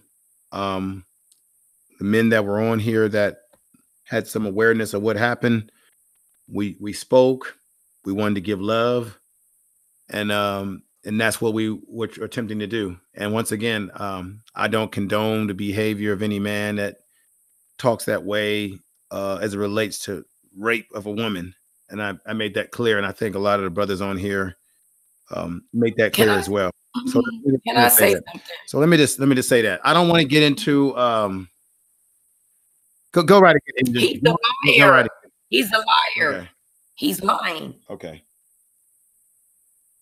But I'm gonna let y'all have your male platform. I'm gonna go. Thank you, Angela. Before you go, sister. At the same time, hear me out. Like I said, I don't support any of that kind of behavior from men in that manner.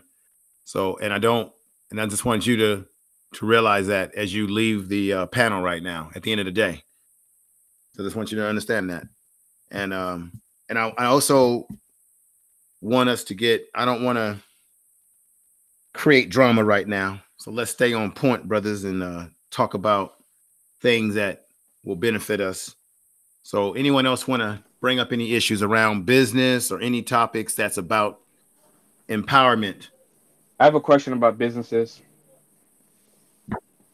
I know, man, a lot of people speak about like physical businesses where they have like actual like substantial things like transportation, automotive, and things of that nature.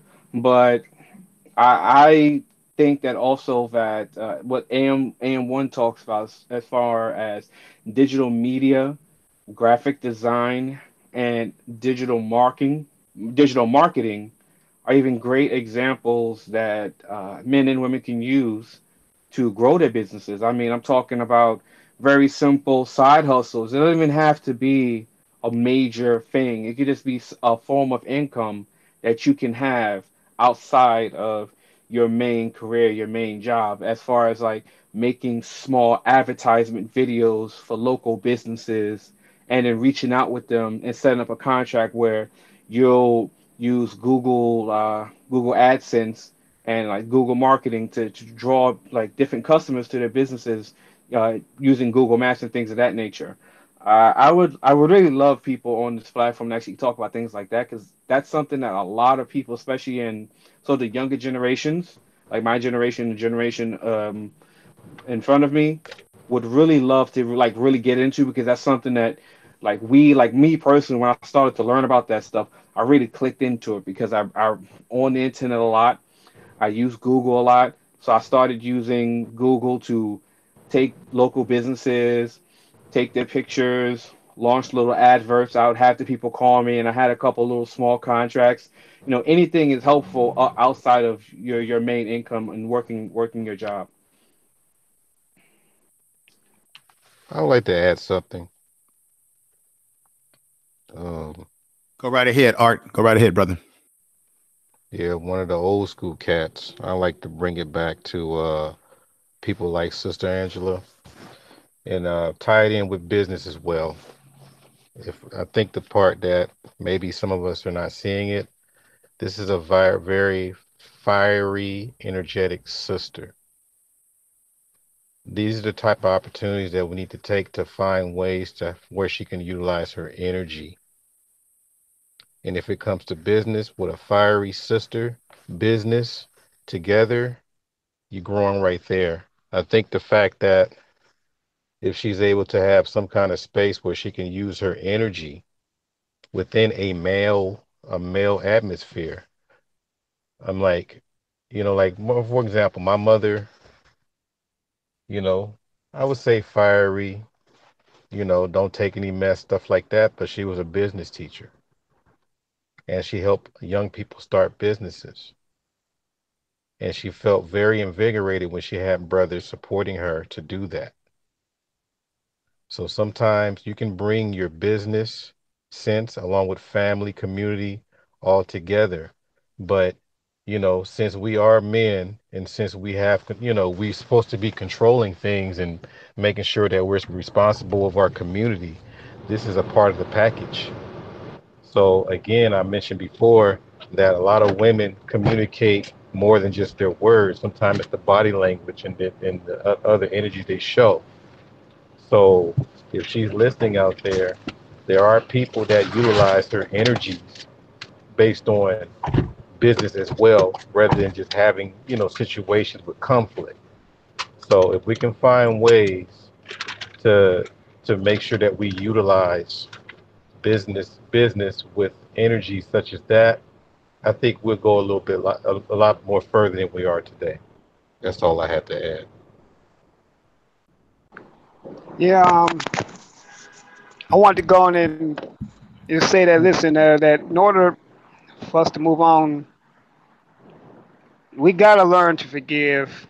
I know that's a very foreign word to a lot of people in the chat, but forgiveness is not necessarily for the person you're forgiving, it's actually for you. Because once you hold stuff in, you start to get poisoned. And once you get poisoned, you become toxic. And then a whole lot of other stuff, it begins to trickle down. It becomes to you start the downward spiral. Basically, you're slowly being destroyed.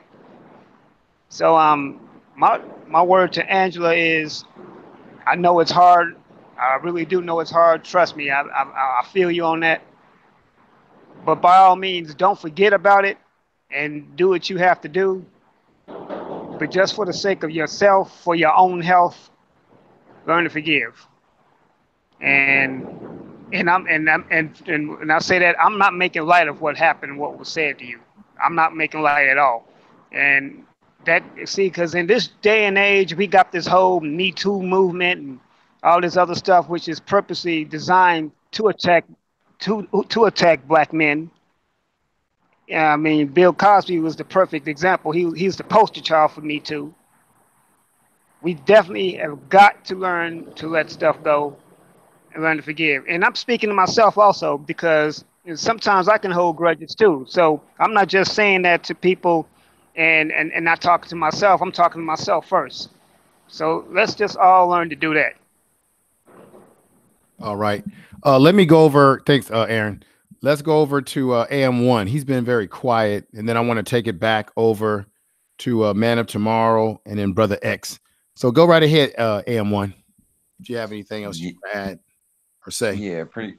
All I'm able to really holler about is us people getting it together all the way around. So I really like these business type discussions, especially things that can be acted on swiftly. So the idea of the brother asked about digital media, that's something that's real big in the sense that you can really learn about that online and be able to get up and running relatively fast, building websites. I mean, there's so many tutorial type things you could do. Adobe Creative Cloud, you download that. You can, rock out a program for a month or so, see how you like it. Then it's like relatively inexpensive versus. I have a question on websites when you're done. Okay. As opposed to the money you can make. And then there's all kind of different programs. I mean, I live here in the Bay Area, so I guess I'm lucky in that sense. But there's different companies, a lot of developers. But I mean, just courses that you can take that'll give you some nice little credentials, not to mention the networks. That's like coming in at like 4,000, less than that.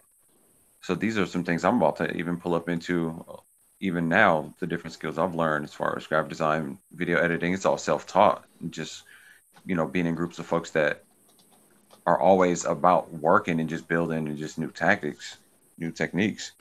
So it's definitely your network, who you surround yourself with. And this kind of goes out to the young brothers. I talk about this a lot on my channel, just, paying attention to who you kick it around with, who you focus your energy and your time into. If it's people that's about business and success, you're most likely going to find yourself successful. It'd be crazy if you don't. But yeah, the digital media game is just the easy way to go. I'll leave it at that, unless you had another question you said. As far as it goes on creating websites, is it still beneficial to use outlets like WordPress, Squarespace, Weebly, and Wix, or is it more efficient to just build them from the ground up using Adobe Creative Suite?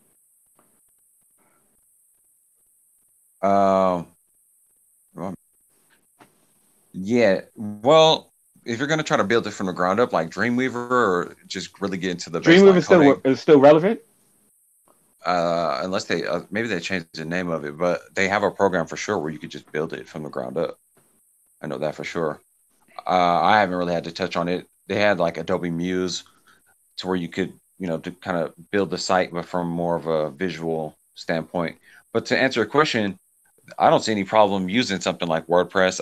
I was just started putting together 2 WordPress sites in the past 2 weeks. So no, I would totally use that. I would use Wix too. So yeah, there's nothing wrong with that. I would use them. It's kind of a matter of how dynamic you need it to be, exactly what it's for. Does it need to be fully custom from the ground up? If it can be something that's from a template and kind of, or piecemeal together, either way, it's kind of what you need to get the job done. There's no one size fits all setup for websites. There's so many variants. Are you doing it for a client? You're doing it for yourself? There's a lot of different factors. If the client doesn't care how you do it, they just want it to look a certain way, and you can do that, you're good to go. And that's all stuff, again, you could learn sitting online right now, like legit tomorrow. You could tap into something like that and have a nice handle on it. And if you really rock that out for a month or so, you'll be pretty handy. These are easy things that, I mean, I always want to talk about young folks, but Black folks of any age, extra side cash here and there, man, it doesn't hurt. Or, I mean, if you want to go fully into it, younger folks too, more time on your hands, get into some skills and trades, digital art, creativity. If you already like drawing, you already like visual art, or again, the young brother's always rapping, everybody's rapping. I'm like, take some of that creativity. I'm pretty sure you can apply it in a visual way too. There's so many different angles, but I'll fall back for now. Okay. Let's go over to Brother Man of Tomorrow. If he has anything else he wants to add about business, and then we're going to bring it back over to Brother X.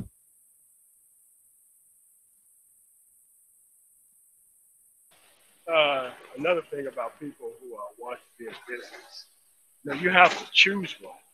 It's either you're going to be a great employee or you're going to be a great business person. You can't try to do both.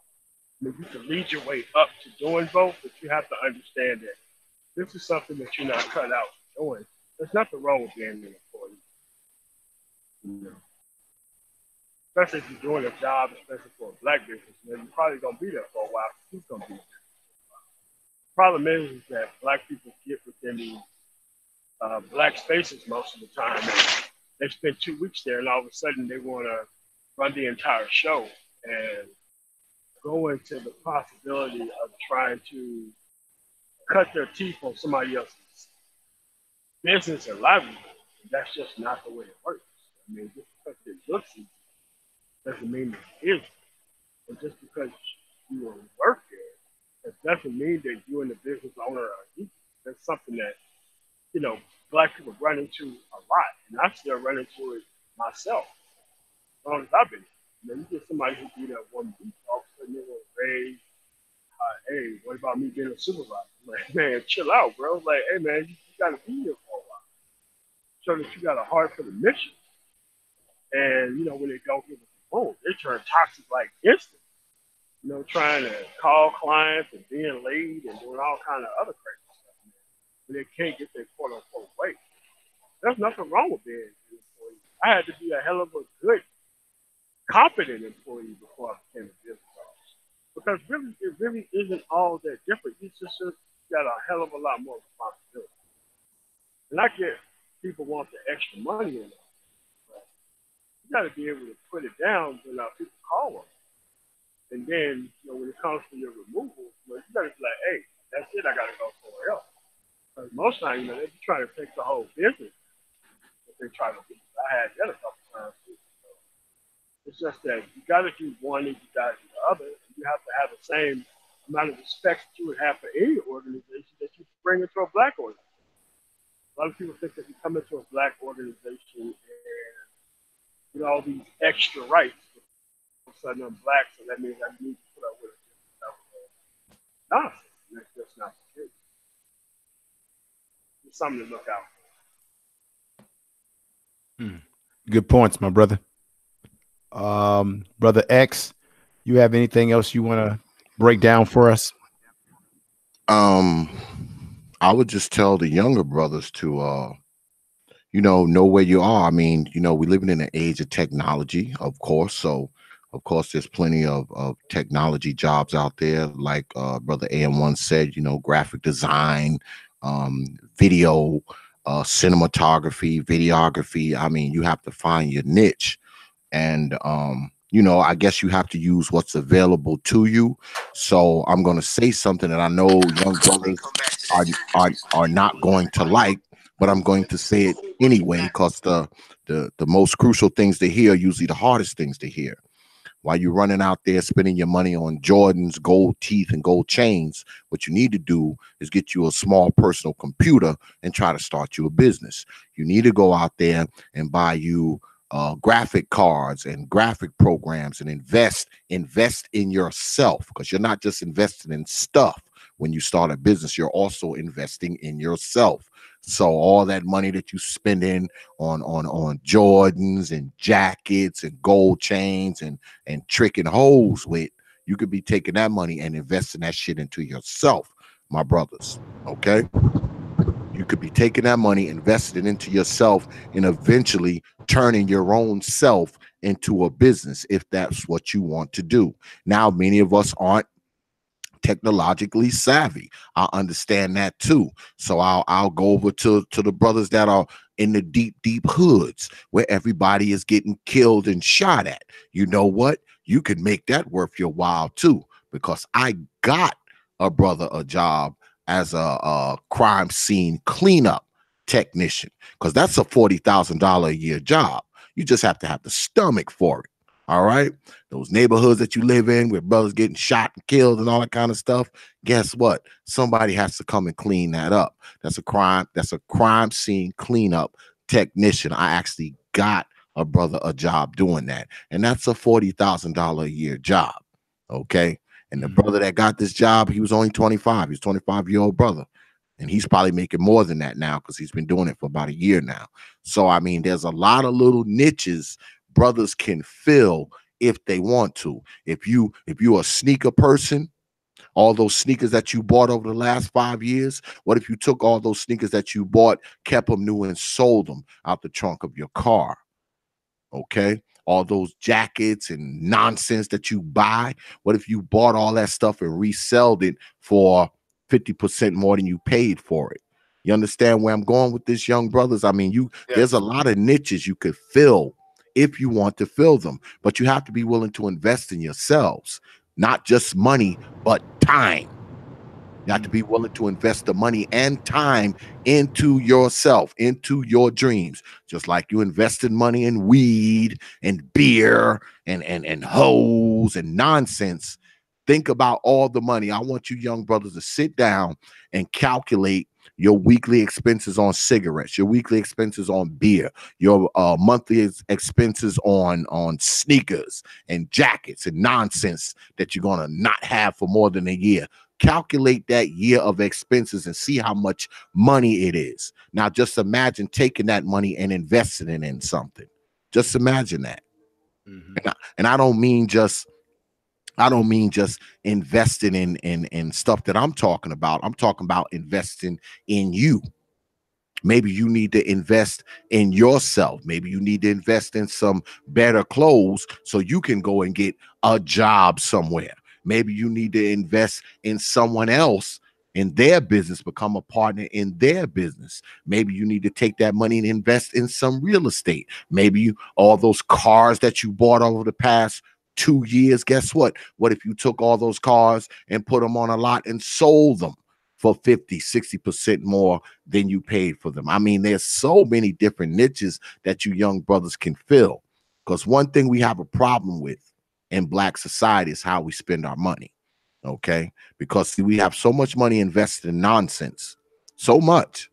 So if we take some of that money that we invested in nonsense and invest it in ourselves, guess what? You can be invested in yourself, not just the person, but invested in yourself, the business, because that's what it all comes down to. Okay, that's what it all comes down to, because that's all business is anyway, right? You selling something. You either selling a product, you selling a service, or you selling time.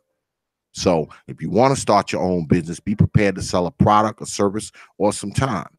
Now, if you don't want to start your own business, guess what? There's a lot of, like I said before, there is a lot of niches to fill. Find it, fill it. Stop spending your money on nonsense. Save some of your money. So when you want to make moves, you can take that money and make those moves. That's what I want you young brothers to know. I want you to start focusing on what's important, man. The real stuff that's important. You know, just like you spending money, all that money you spend on weed in a month, guess what? Take that money and put it in the bank. All that money you spending on blunts and cigars and beer and nonsense, take that money and put it in the bank and see how much money you have at the end of the year. Who knows how much money you might just have to invest in yourself. Yourself. Good point. Hey, Lagoon, welcome, brother. What's up, Frat? What's up, baby? All good, brother. We're talking about we were talking about a variety of, we were on some other issues, but we got on business, brother, and give us your thoughts on business, what we need to do to get more into the entrepreneurial spirit and to infuse that into our community. What is your take on business, creating a business? Okay, well, number one, I kind of also want to kind of piggyback a little bit on Brother Xavier's point, because he's dead on the money. Okay. One of the things I always like to say is, get your mind right, get your money right. We talk about get your body right, but also, keep your overhead low and your savings high. What do I mean by that? If you're going to look at business and you want to start getting into some business, you want to live more of a minimalist type of lifestyle. What do I mean by that specifically? You want to live your life in such a way where you are not spending your money and wasting it on a lot of frivolous, ridiculous stuff, cars and all that. I understand the car Jones and all that. I had all that. All right. And I'm just saying, you take a lot of money and you waste it, but then when it comes for you to kind of get involved in something a little bit different that may make more sense for you, you don't have it. You don't have it there. Why? Because you're wasting and spending your money elsewhere on all other kind of stuff. If you take a look at just the extra $700-800 a month that you'll spend on crap, not only your shoes and this and that, a lot of things you don't need. And let's say you save that up over a year, you will have an extra $10,000 to $12,000 in your pocket, in your bank account. All right. That means if you can get involved in a few different things, not that 10 or 12 grand is a huge amount of money, because it really is not, but it can help you to get involved in something. If you want to get involved in a business, if you want to get started, let's say a graphics business, something else like that, you can start out and have that as seed money to start to invest in something that you can build on. All right. Taking more minimalist lifestyle, not wasting a lot of dollars on tricking on hoes. And what I mean by tricking, I'm not talking about, buying prostitutes. I'm talking about just spending money on a lot of women and just wasting a lot of money there, hanging out in the club, trying to make it rain, and all this kind of dumb stuff that at the end of the day doesn't mean a whole lot. If you discipline yourself and you save your money, keep your overhead overall low, keep your savings high, you at the end of the year will have a lot of money to invest and move into certain things that you might not have thought you can get involved in. As this market gets more shaky and things might crash a bit, all right, the individual who has cash is going to be the one who's going to have more opportunity than you could think. So you might think 10 or 12 or 15 grand is not a huge amount of money, but all of a sudden when nobody else has it and you do, you watch to see what kind of opportunities will begin to start to come your way, or things you can get into that you didn't think you could have gotten into. So, want you to be thinking a little bit more long term, save, really invest in yourself. All right. Another thing about business is, of course, get as much information as you can. Read a lot of books on business, listen to a lot of seminars on business, listen to people who understand about business. Listen, because you pick up a lot of good things on that. So I'm just starting to talk about that lightly. Go ahead. Okay, let me go over to Art, but let me read something real quick from the chat room. Art's going to bring up some points next. We've got brother Matt D in the chat room. I think he was writing to someone, but I wanted to read what he was saying. He says, you might consider starting a career service business where you can provide information, directions, or training programs for these various industrial or positions. So that was a statement that the brother made in the chat room. Let me go over to brother Art. Art, you can wait patiently. What do you got to say, brother, as it relates to we have now evolved into business talk? Yes. The point I was making before is that, it's always good to have executive-minded, people to work under you, to be your barracuda and all that kind of stuff. So that's one. But the other part was that constructively, I could just break down, I think somebody was alluding to the fact of getting into the art business, like graphic design, fashion, and things like that. I think the first thing you have to come up with is some kind of logo or design for your business card. You got to have some kind of brand, so every time you're able to come up with something, they see that logo. I don't care if it's a little squiggly thing with your name on the bottom. You got to have something to show that this symbol represents you. That's one. I mean, you can put them on your shirts, jackets, whatever it is, because a lot of people that do business have those logos. The other part is that whatever business you really want to get into, is always best to really go to the source, go to the businesses that are already booming.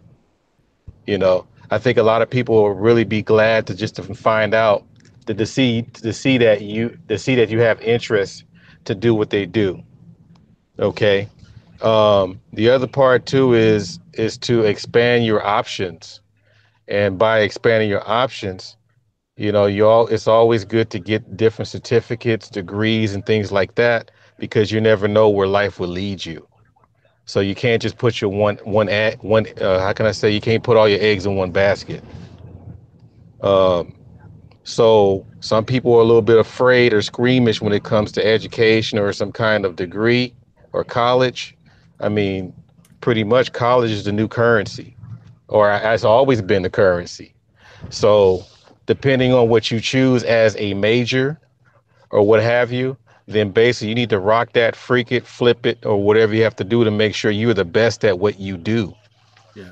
So, you know, so that point, I mean, that the whole thing is that you want to make sure no one has excuse to tell you that I can't do business with you. They should not have an excuse that I can't hire you.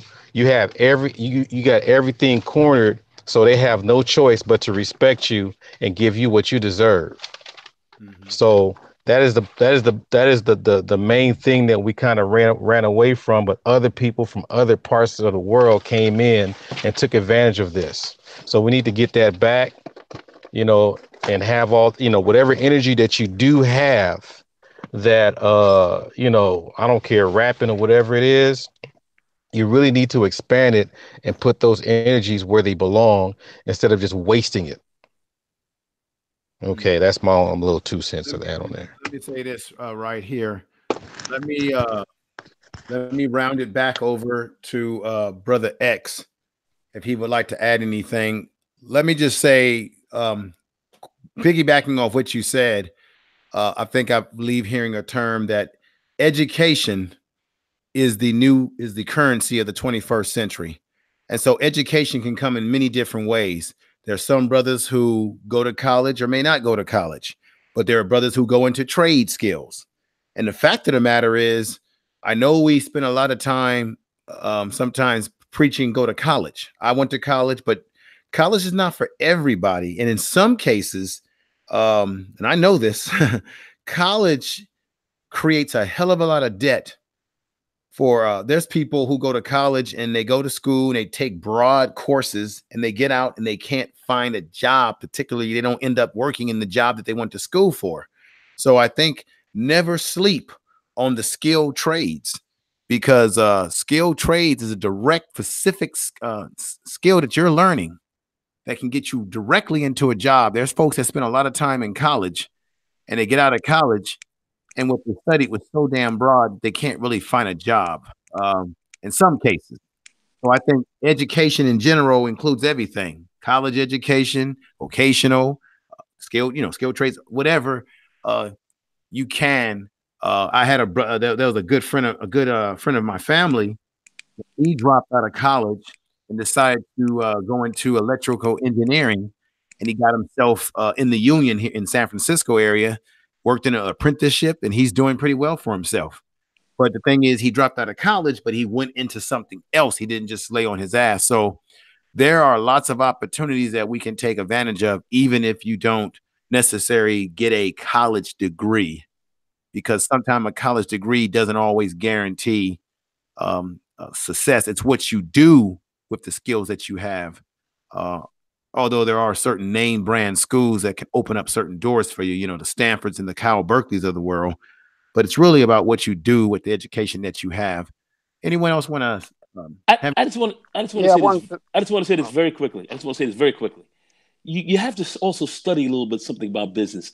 I know a lot of us want to get out here and talk about business and get in a lot of different areas, but you know, there's not one specific business to get into. There are a lot of opportunities. Yeah. Study the fundamentals about business. That's the key here about information. You don't have to go to college. You don't have to get an MBA or anything else like that. I saw a woman on information man's platform about a week ago talking about she had an MBA, but her business didn't succeed and all that kind of stuff like that, because she didn't understand the fundamentals of business. It's not so much the degree you have, it's the information that you pick up. And I just want people to understand, I'm talking more young folks now. You want to get into business, start studying a little bit about business practices, about what it takes to be successful in a business. Very important to understand that. Just to study it, read it, understand what some of the key pieces to a business you need to know about and how to run. And I think that will help you get on your way. Whatever business you want to get into, follow certain types of business setups and practices that are going to help to make you successful. I think that's very important. Very, very important to learn. I had to learn that a little bit later in life. I got into business quick, thought I knew some things. I had to learn some things, and I would like people to understand that as well. Okay, go ahead. Can I piggyback from Brother Nagong? Yeah. Go right ahead. And then Aaron, I'm very quick. I'm gonna come over to you, Aaron, right after him, and then we gotta get back to brother Xavier, brother X, and Man of Tomorrow before we get ready to put a crescendo on the program tonight. Go right ahead, Art. Yeah, I'm pretty quick. You know, and I think the most important thing, you know, just to add on, and this is just straight up blunt for the young cats, and probably for probably for the people that Nagong is encountered. You got to learn how to shut your mouth, and the people that have done what the people that know what they're doing, learn from it and shut your mouth. If you have questions, make sure they're conducive to what you're trying to do. Because the problem is, if you already know it already, and you're going to people that already been in the business, then why are we here? You know, so you got to really learn how to, you know, be quiet. I know you want to be able to prove yourself and say that I'm all this or whatever, just because I know the next app and all that. But you got to wait your turn. And if you're patient enough, you're going to get what you need. But just shut it, because I think some people that claim that they want to be they want to know stuff, whatever. They're too mouthy. Let me before I go to other people, let me bring up two things. Someone said in the chat room, don't forget about online education. Yes, nowadays you can be at the fingertips of your computer at home, and you can enter particular schools depending on what you're going into, and you can literally get training in particular fields at home. But there's still certain fields you need on-hands training. Let me also bring this up. Many of us on this panel tonight have been on different streams. We've been on O'Shea's panel, Brother X's panel, and I'm going to go over to Brother X right now. But I'll be wrong if I didn't bring this up. We talk about young black males and how we need to be on our square and build ourselves up.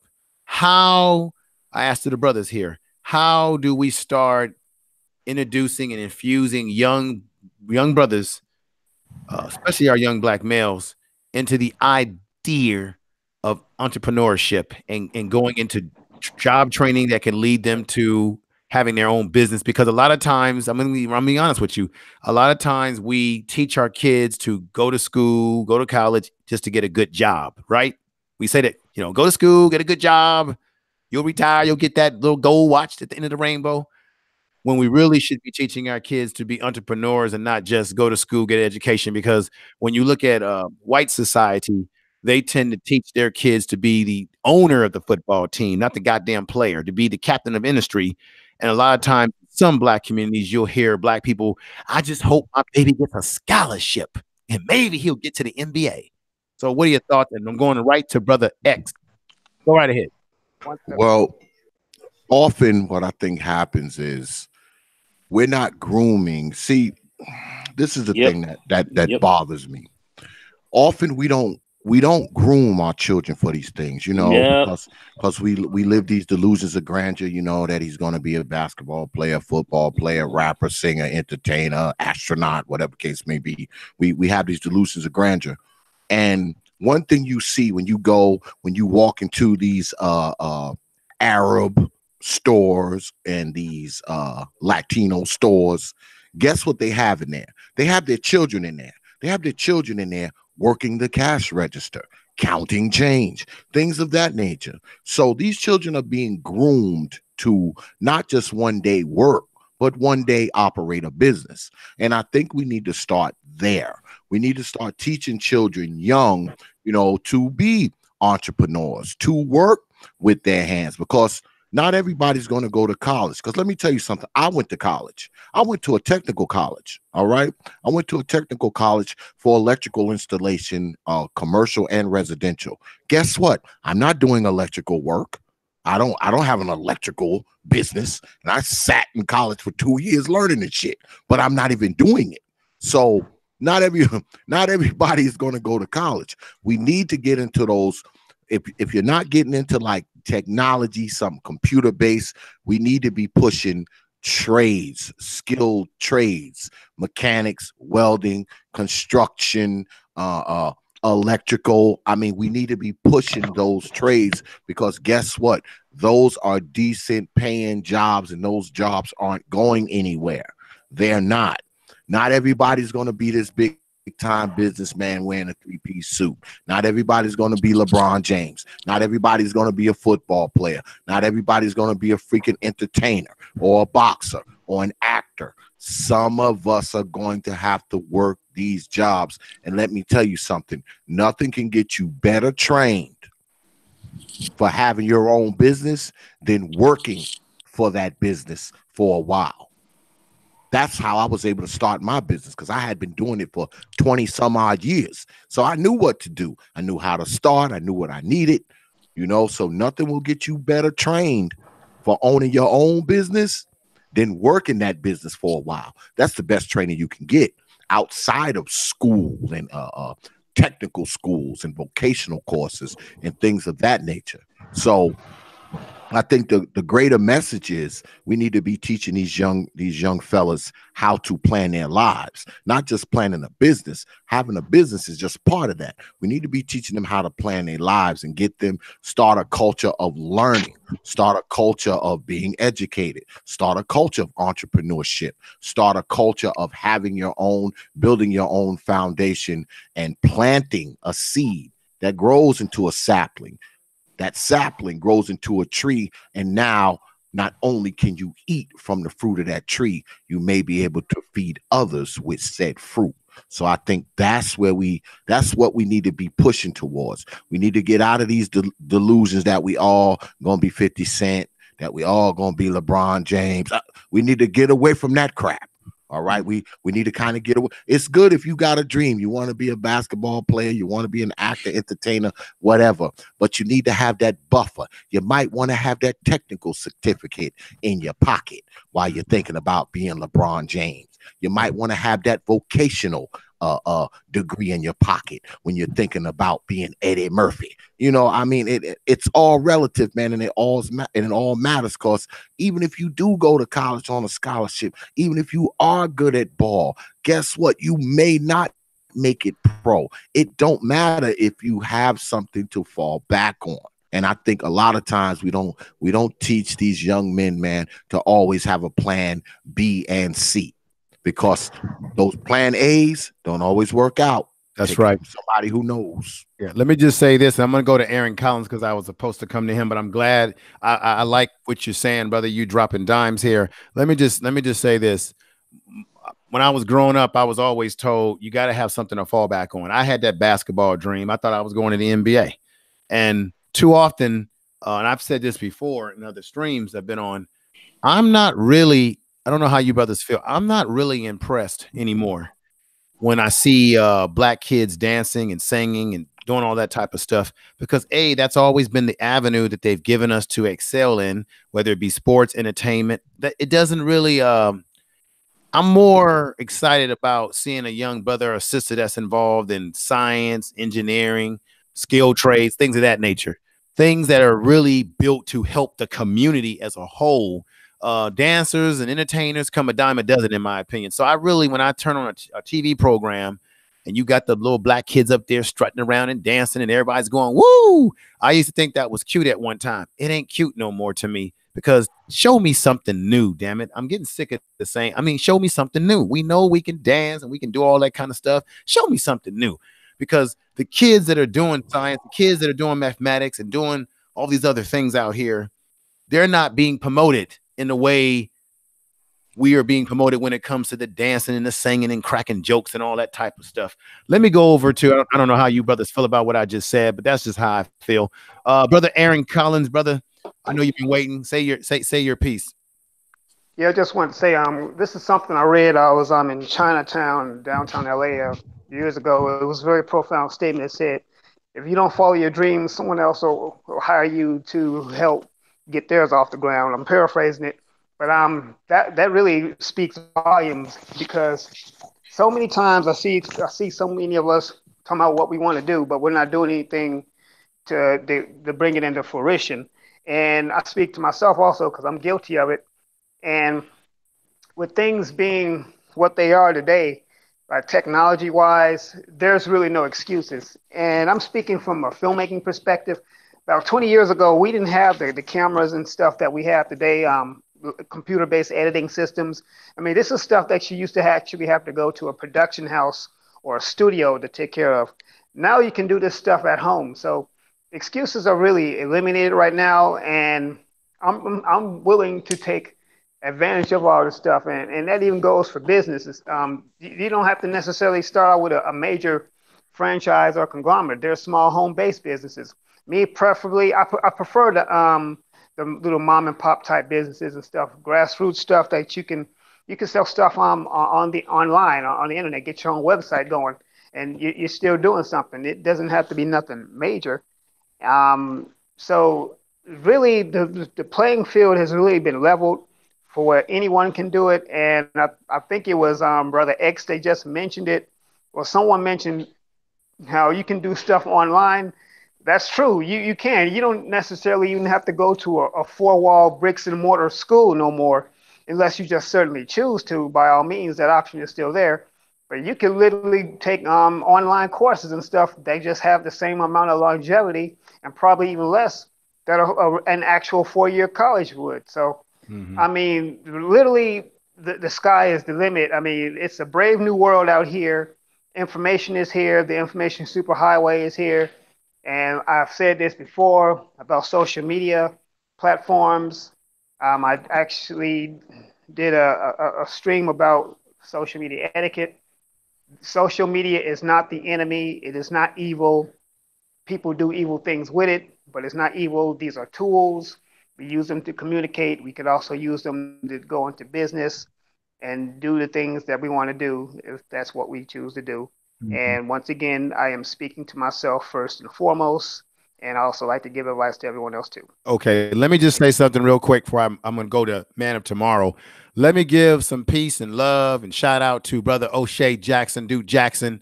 O'Shea Dude Jackson's in the house right now. I did send you the link, brother. I notice sometimes when I try to get you on the panel, are you scared, O'Shea? Anyway, one of these days I'm gonna get you on the panel, and we're gonna get it on and cracking. But thank you for coming by, brother. I know it's probably late where you are, Poland and what such. Let me get over to Brother Man of Tomorrow, and as we get close to putting a crescendo on the program tonight, I like where it's gone. Brother Man of Tomorrow, you've heard everybody bump their gums so far. What are your thoughts?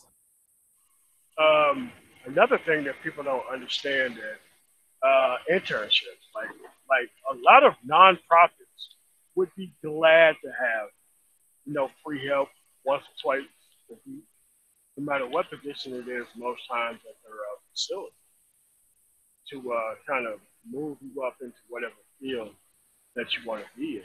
Because when they ask you what type of experience that you have, they have years of experience, but if you only work there once a week, as long as you're confident at your job, they pretty much don't even go against you, even if you're part-time.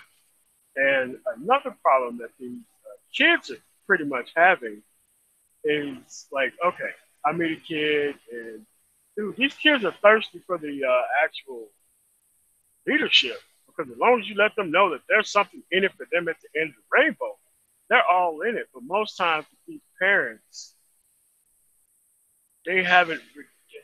A parent's job is to redeem their kid career-wise to the point that they are by the time that they're 18. So that way they can kind of move and grow.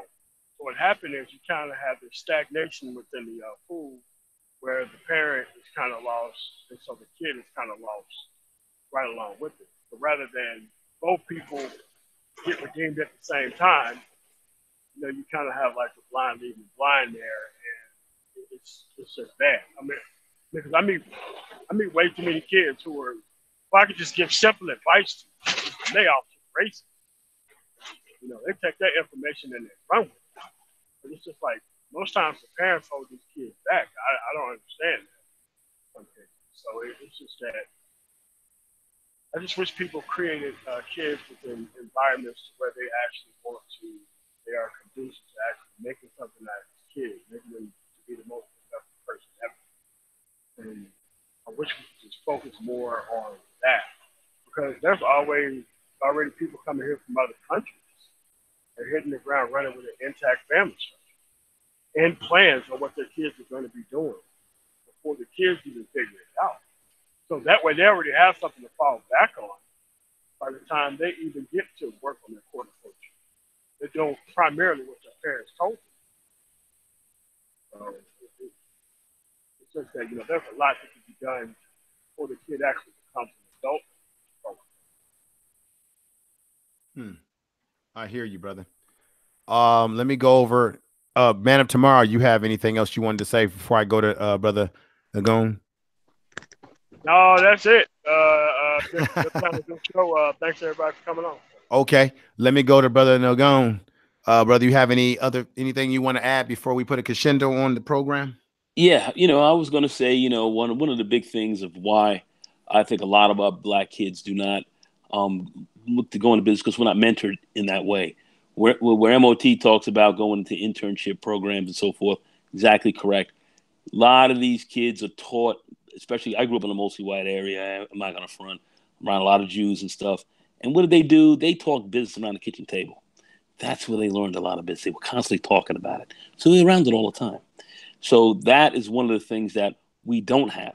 So what makes us a little weaker in business is that we're not talking about it a lot in our circles, especially if you're growing up in certain types of households. So on the whole, talking about business is important. That's how you pick up a lot. So therefore, mentoring programs and so forth are good for our kids. All right, you know, what people are out there talking about, really getting kids involved in business, you know, community groups and so forth that you can have where kids are out playing and so forth. It's good to have business people come through every now and again and talk to them about thinking about business. You know, that is important. We need to talk about that a lot more with our kids at young ages, because the younger you talk to them about it and get their minds on it, this is something that they'll think about. That's what I think we should do. Definitely mentor our youngsters on business. How we go about that, there are a lot of different ways to do that, but that's something that we need to do. Start exposing them, talking to them about business at young ages. And that's how you'll get a lot more going into it. Okay. I don't know what that sound is. Somebody got a pot or something? That's me being Chef Boyardee. Sorry about that. Let me see. This is what I'm gonna do. Art, I want you to say whatever you got that you want to add to the program before I take it back over to Brother X to kind of close us out for the night. And then basically what I want to do is I'm gonna try to get brothers back. Man, you must be you. Oh, is that loud? I'm sorry about that. Somebody called man, mute yourself, baby. Right now, brother, or somebody called the police. Some clips. Somebody up over there. Al Green, baby. All right. Mute yourself. This is what I want you to do, Art, before you make a lot of noise with your pork and beans over there. Oh, no pig here, brother. I hear you. I'm messing with you. Make your last statements before I run it back over to Brother X to close us out. And then what I was gonna say is I'm gonna get you brothers all back on again going into next week. I want to try to really get a real good live stream popping off on some other issues. So go right ahead, Art, and I'm gonna go right back over to Brother X and let him take us home. Okay. So one thing I want to start off with saying that we have to be careful about saying everybody's not going to go to college and all that kind of stuff, because we don't hear too many people say that everybody's not going to be a dope dealer. Everybody's not going to be an NBA player. We don't hear that, but we hear a lot about that. And the reason why I say that is because sometimes when you echo it too much, you already know that we have young generations of I won't say students, but are young. They're always looking for ways on what they don't have to do. Okay, so sometimes they have to see for themselves if they're not college material, instead of us telling them that before they even try.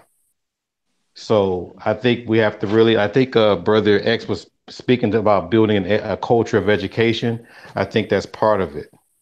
So, and the reason and the way that I would put is that sometimes a lot of us go to college and find out that, man, I wasted my time.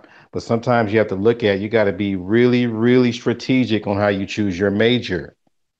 You know, a lot of people choose the wrong major and wind up stuck with 3 years or 4 years of a degree that you can't even use.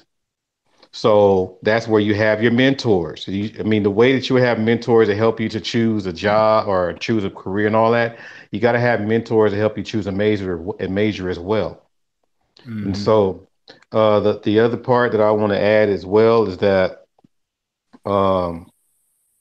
I think that we have to keep in mind that when we mention these Arabs and Asians and all these other types of people that have these careers and jobs, if you really think about it, most of them are getting ready to be our children's boss, our children's supervisor. I mean, they're waiting for our children to come in without any education. They're waiting for that. Okay. So I mean, I think, this is my little theory. The more equipped our children are, the more they go out of business. And then we get more business. That's a little theory of mine. Okay. But it's a little something I add. Let me just say this. The way I was brought up and the going of this, part of what our organization pushes is always scholarship. Okay. Scholastic. Us too. Ruru. You okay, UQ. So we push that. So every time I deal with young people, the first thing that's going to come out of my mouth is going to be, it will be the encouragement of going to college. We go back with the campaign from 1919, go to high school, go to college, lift one, teach one. But at the same time, if you run across a young man or a young lady who, for whatever reason, they don't have the desire to go to college, even though we should encourage that. And it does have its pros and cons. Like I was saying before, if they don't want to do that, then that's where we need to definitely push the skilled trades and those other types of skills. Then some kids may gravitate towards that more than others, but we should never limit our youth, period. But we should always have options, and that's a particular option. Before I end it, let me just do it like this. I'm gonna have Brother X bring us home. If Nagoon or anybody on the panel wants to say any last words before I give it to Brother X and let him take us home, does anybody want to say anything before I get to Brother X? Yeah, let me say something real quick. I'm glad to be having these talks about business and stuff like this. I want to say this, that I'm hoping we can do more talking like this. It's good to address the other issues too, and let them know that certain behaviors won't be tolerated. But let's just talk about stuff like this as well. We need to. One thing we keep forgetting: we're trying to uplift and embrace and build the Black community. And the more stuff like this that keeps happening, that's trying to divide us, it's gonna continue to try to stifle our development. So let's continue to talk about this. Appreciate you, Brother X, for bringing that up, and AM1, because I'm into filmmaking myself. So let's do more talking about this, about the arts, because like I said this before on LMP's channel, that every now and then I want to get away from talking about the latest police shooting or white supremacy this and racism that. I mean, I'm for Black empowerment, true enough, but I like to segue into talk about other things as well. So this is very important. Aaron, let me give you kudos to that. When I started YouTube, I kind of got into the usual suspect stuff, which was report everything that's happening in the news. And I realized that wasn't me. I've got a few videos where I might have reported on some things, like I reported on the brother Dwayne Johnson with the whole Monsanto situation with the weed whacker. He got cancer. I thought that was a very important video and story to do, because the brother got $189 million, if I'm not mistaken, and $98 million out of those bastards. So that was important to talk about that, because that's been a company that's been playing around with our food, creating all type of GMOs that's dangerous for us. So I thought that was relevant. But you're absolutely right. I'm going to be getting into a variety of things myself. I'm going to get into science talk. I talked to Brother Black in Japan. I want to have a poetry night with the brothers, because I grew up writing poetry. I love poetry. So I would love to get any of these brothers on here who want to like smack down with some poetry that speaks to who you are, it speaks to your culture, speaks to where you've been. So a poetry night would be great, talking about science, talking about a variety of issues. I don't know how many of you know that I grew up learning classical violin. So I know that there's brothers on this panel that have other talents that we need to start doing programs about. Because what happens is people begin to say, associate you and try to put you in a pigeonhole and say, oh, okay, you're black. So you're a black YouTuber, which means you're going to talk about how many black people get killed and what have you. That's all relevant now, right? But we are more than just talking about that.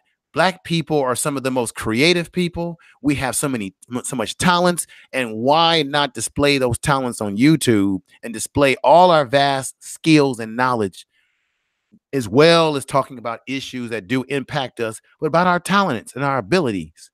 That's very important. And I believe, Nagoon, have you talked to have you talked to Brother Kevin Samuels? We were supposed to do the Brothers show. Yeah, we were supposed to do that on Thursday, but last Thursday, but or something like that, and I haven't heard from him. So I hit him up, I hit him back, so I wanted to hear from him, but I haven't heard anything. So he told me Monday, which I thought would be today, but I haven't heard back from him. So we got to talk to him about that. I'm gonna email and find out what's going on. But what I'm saying to you brothers get what I'm saying. We have lots of talents, and we need to have more panels that display all the talents of our community. Anyway, I digress. Nagun, you want to say anything in your last statements before I go to Brother X?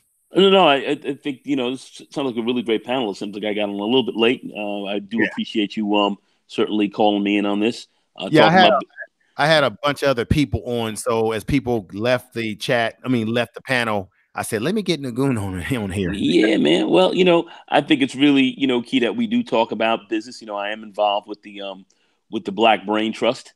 Another group. Yeah, and we're talking about a lot of business things there. I'm gonna have a hangout myself. We're gonna talk a little bit about some of the factors of the economy, the growing emerging markets, also looking at it from where things came from in the past, where we are now, and kind of how we're going to look at things in the future, and incorporating some of the more modern or growing kind of technologies that are coming up in business and in the finance group today. Let's talk about cryptocurrencies and so forth. A lot of different things that we're going to actually talk more about. But the business is something that we should be talking about all the time. Getting our heads up, getting our minds, right around that. Very important. Thank you for inviting me on this. Definitely like to talk more about it. And and that's it. Okay, let me just say this last thing. O'Shea's in the chat room. He says he wants to get on the poetry night. So I'm very serious about that, brothers. Any of you who have writing talent or, that want to get on that, I think it'll be great to do that. And since I got all of you here, and O'Shea's in the chat room, I've been talking to different people. I think that for the upcoming holiday seasons that are coming up, I think we really should consider doing what I call like a Black YouTube festival. I talked about this before, where we could have starting from the day all the way in late into the night, we could have like everyone's channel where we go from channel to channel, expanding upon issues where we're supporting all the different channels. That would be great. My phone's ringing right now. I'm going to mute myself. Brother X, there is no long-windedness, brother. Send us home. Go ahead, brother. Well, in closing, first and foremost, thanks for inviting me on, Brother Info, man. It's always an honor to be up on here with the brothers. I can say this in closing. When it comes to us and our socioeconomic empowerment, like I said before, we need to start with the young. And if we're not young, we need to start picking up some traits, some skills, some training to get to a better place. And only you can decide what that better place is. No one can decide that for you. You can go to people like the brothers mentioned earlier. If you are interested in a business, go ahead and you may have to intern, like Brother MOT said, but go and watch these people in these successful businesses that you're pursuing. That's the only way you're going to be successful at something. If you don't want to be poor all your life, you can do one or two things. You can watch poor people, see what they do, and do the opposite. And you can also watch successful people and do what they do. So if you want to empower yourself, if you want to empower your life and empower your future generation, your future kids and all that, you're going to have to start empowering yourself now. Don't wait till next week, next year, next month. No, do it now. Do it yesterday. Do it last week and get on it and be serious about it. Be serious about it. That's what I can tell you. Be serious about yourself. Be serious about your life. Be serious about your thing, because no one else is going to be more invested in you than you. If you got other people more invested in you than you're invested in yourself, something's wrong with that picture. Someone else shouldn't be believing in you harder than you believe in yourself. I truly believe that. If you have people who believe in you, you better damn sure make sure that your ass believe in yourself just as much. That's the key. That's the key to doing anything successful. Because if you don't believe in yourself, man, guess what? You're not going to be able to do anything.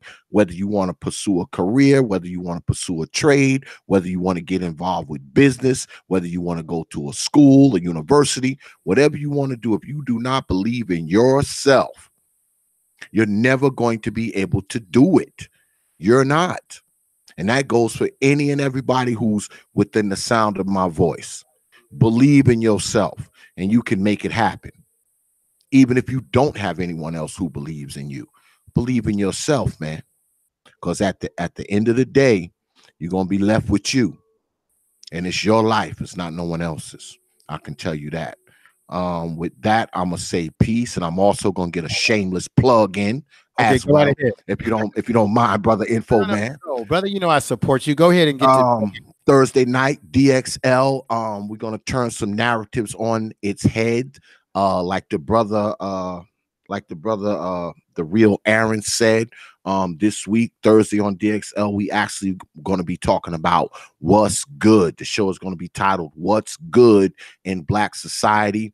Of course, I'm gonna have some of the usual suspects on, like brother Info Man and Nagone. I'm gonna have brother Q Butter on, and what we're gonna be talking about is some of the good things in Black society. We talk enough about the negative and the ratchetness and the baby mamas and all this other kind of nonsense. This week, we actually going to be talking about some good things that's going on inside of Black society, and that's going to be this week, Thursday night, 9:30 p.m. Eastern time on the TPOT YouTube page.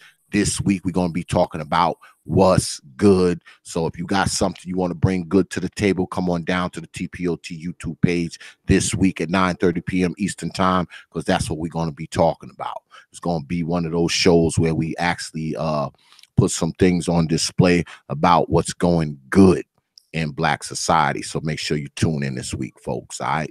And on that, I'm going to say peace. All right, Brother X, I enjoyed you being on the panel. This is my thing, brother. What you just did is what we need to be doing for each other. We should be doing cross promotions. We talk about Black men working together. This is what we should be doing. We should be cross promoting our programs. We should be working as one heartbeat to support each other. When I look at the white boys, I must bring this up. That is one of the secrets to their success on YouTube, and particularly because they cross promote for each other and they support each other. And we've got to have that type of mindset. So I have no problem with you letting folks know what you got going down this Thursday. As I say that, let me say what's up and peace to Aaron Collins. Thanks for being here. Brother Nagoon, you know what it's all about, baby. 06 to you. Glad that you're here. You will be back. 06. 85. And then Man of Tomorrow, a great businessman himself. Thank you for being here, brother.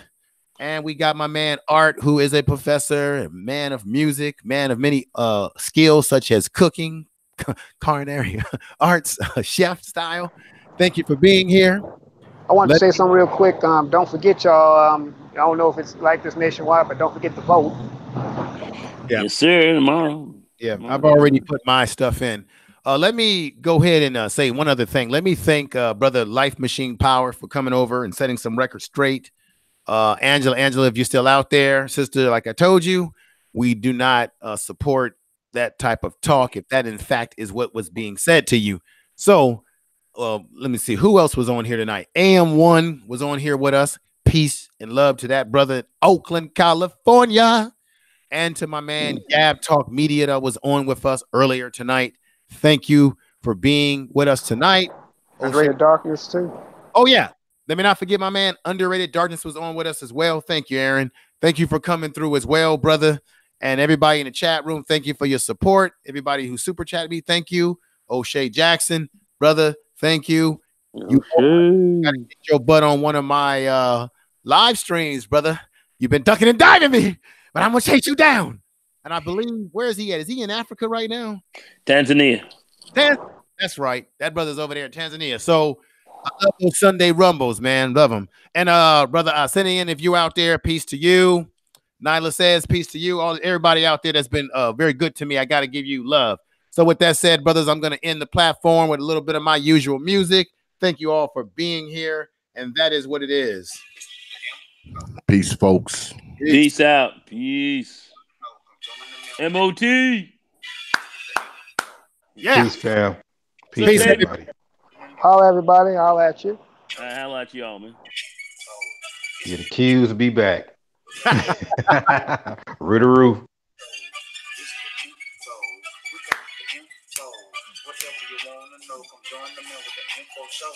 It's the info man. You can call him information info man. Kicking knowledge all over this nation. Win, lose, or draw. You can bring your hate team, but if you want to win, please don't bring your debate team. We talking Japanese shogun, Aztecs, old mixing African Dogon.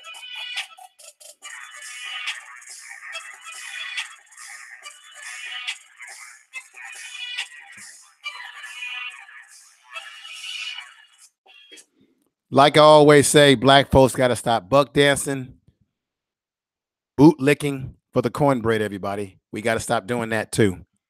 Get on your purpose, get on your goals, do whatever you can to get any type of training, whether it be college education, whether it be skill training, if you want to be an entrepreneur, whatever you want to do, live your dream through your actions, through doing it now.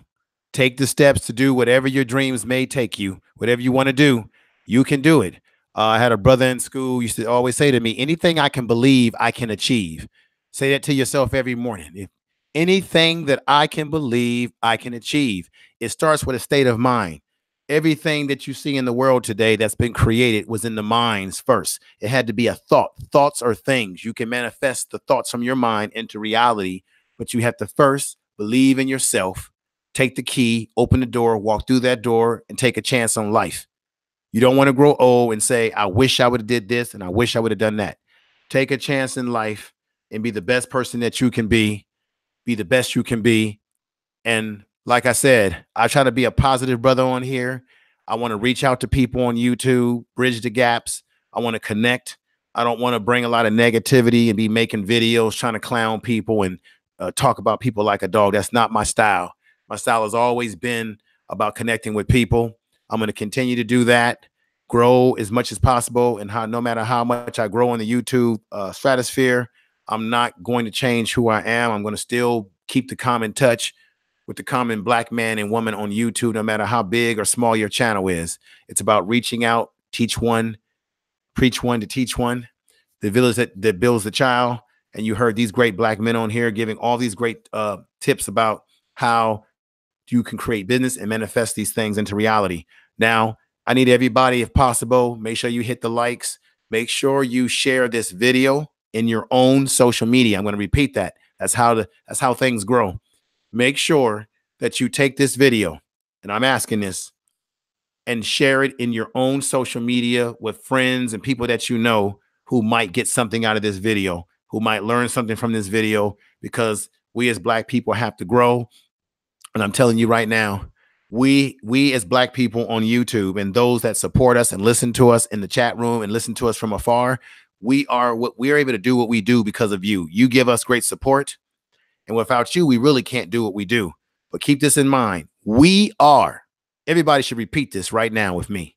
We are the new black media. We are the black media.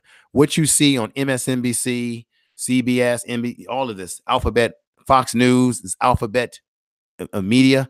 That is not real media, because they do not address the issues in the Black world that we address on these airwaves, whether it's myself, O'Shea, Nyla says, brother Gab Talk Media, Obsidian, all the various well-known folks in the YouTube stratosphere, Phil, all the different people that are in YouTube, that we are aware of, all the pushers and movers in YouTube. We are the true Black media, because we inform you and we give you a perspective that the alphabet news will not give you. And we give you a voice here, and we examine issues that are happening in our society. It's not Roland Poley Martin that's doing this. It's not TV One, BET. Okay. None of these publications are doing it. We have become the de facto Black newspapers that you used to have during the 40s and 50s and 60s. You know, the Black newspapers. In the Fillmore area of San Francisco was the Sun Reporter. Then you had the Pittsburgh Courier. That was a Black newspaper. And we don't have these papers anymore. So in a sense of multimedia or mass social media using these computer platforms, we as Black people on YouTube have become the new Black newspaper, the new real media for Black people in this world. And don't let nobody tell you different, because we are. Not the bullshit you see on television. That's nonsense. With that said, thank you, those who stuck around. I know there were folks who had to leave the chat room. There were folks that were watching on my number count that had to leave. Thank you for those who did stick around. I know it's a Monday and most people have to go to work the next day and get some sleep. Thank you for being with me tonight. And I will be back on with more presentation. Be on the lookout for some of my upcoming pre-produced videos. I have a video I'm going to release about what's happening in one of the towns in New Orleans or Louisiana, where you have Black people dying of cancer at high accounts. It's environmental racism, baby, in their community. And I'm going to show you an interesting video about that on a premiere night. So thank you. Take care. I hope that what I just said in my diatribe right now makes sense to you, make sense to all of you listening. I hope that I made some damn sense. Love you and good night. And have a great week. I will be back on soon this week.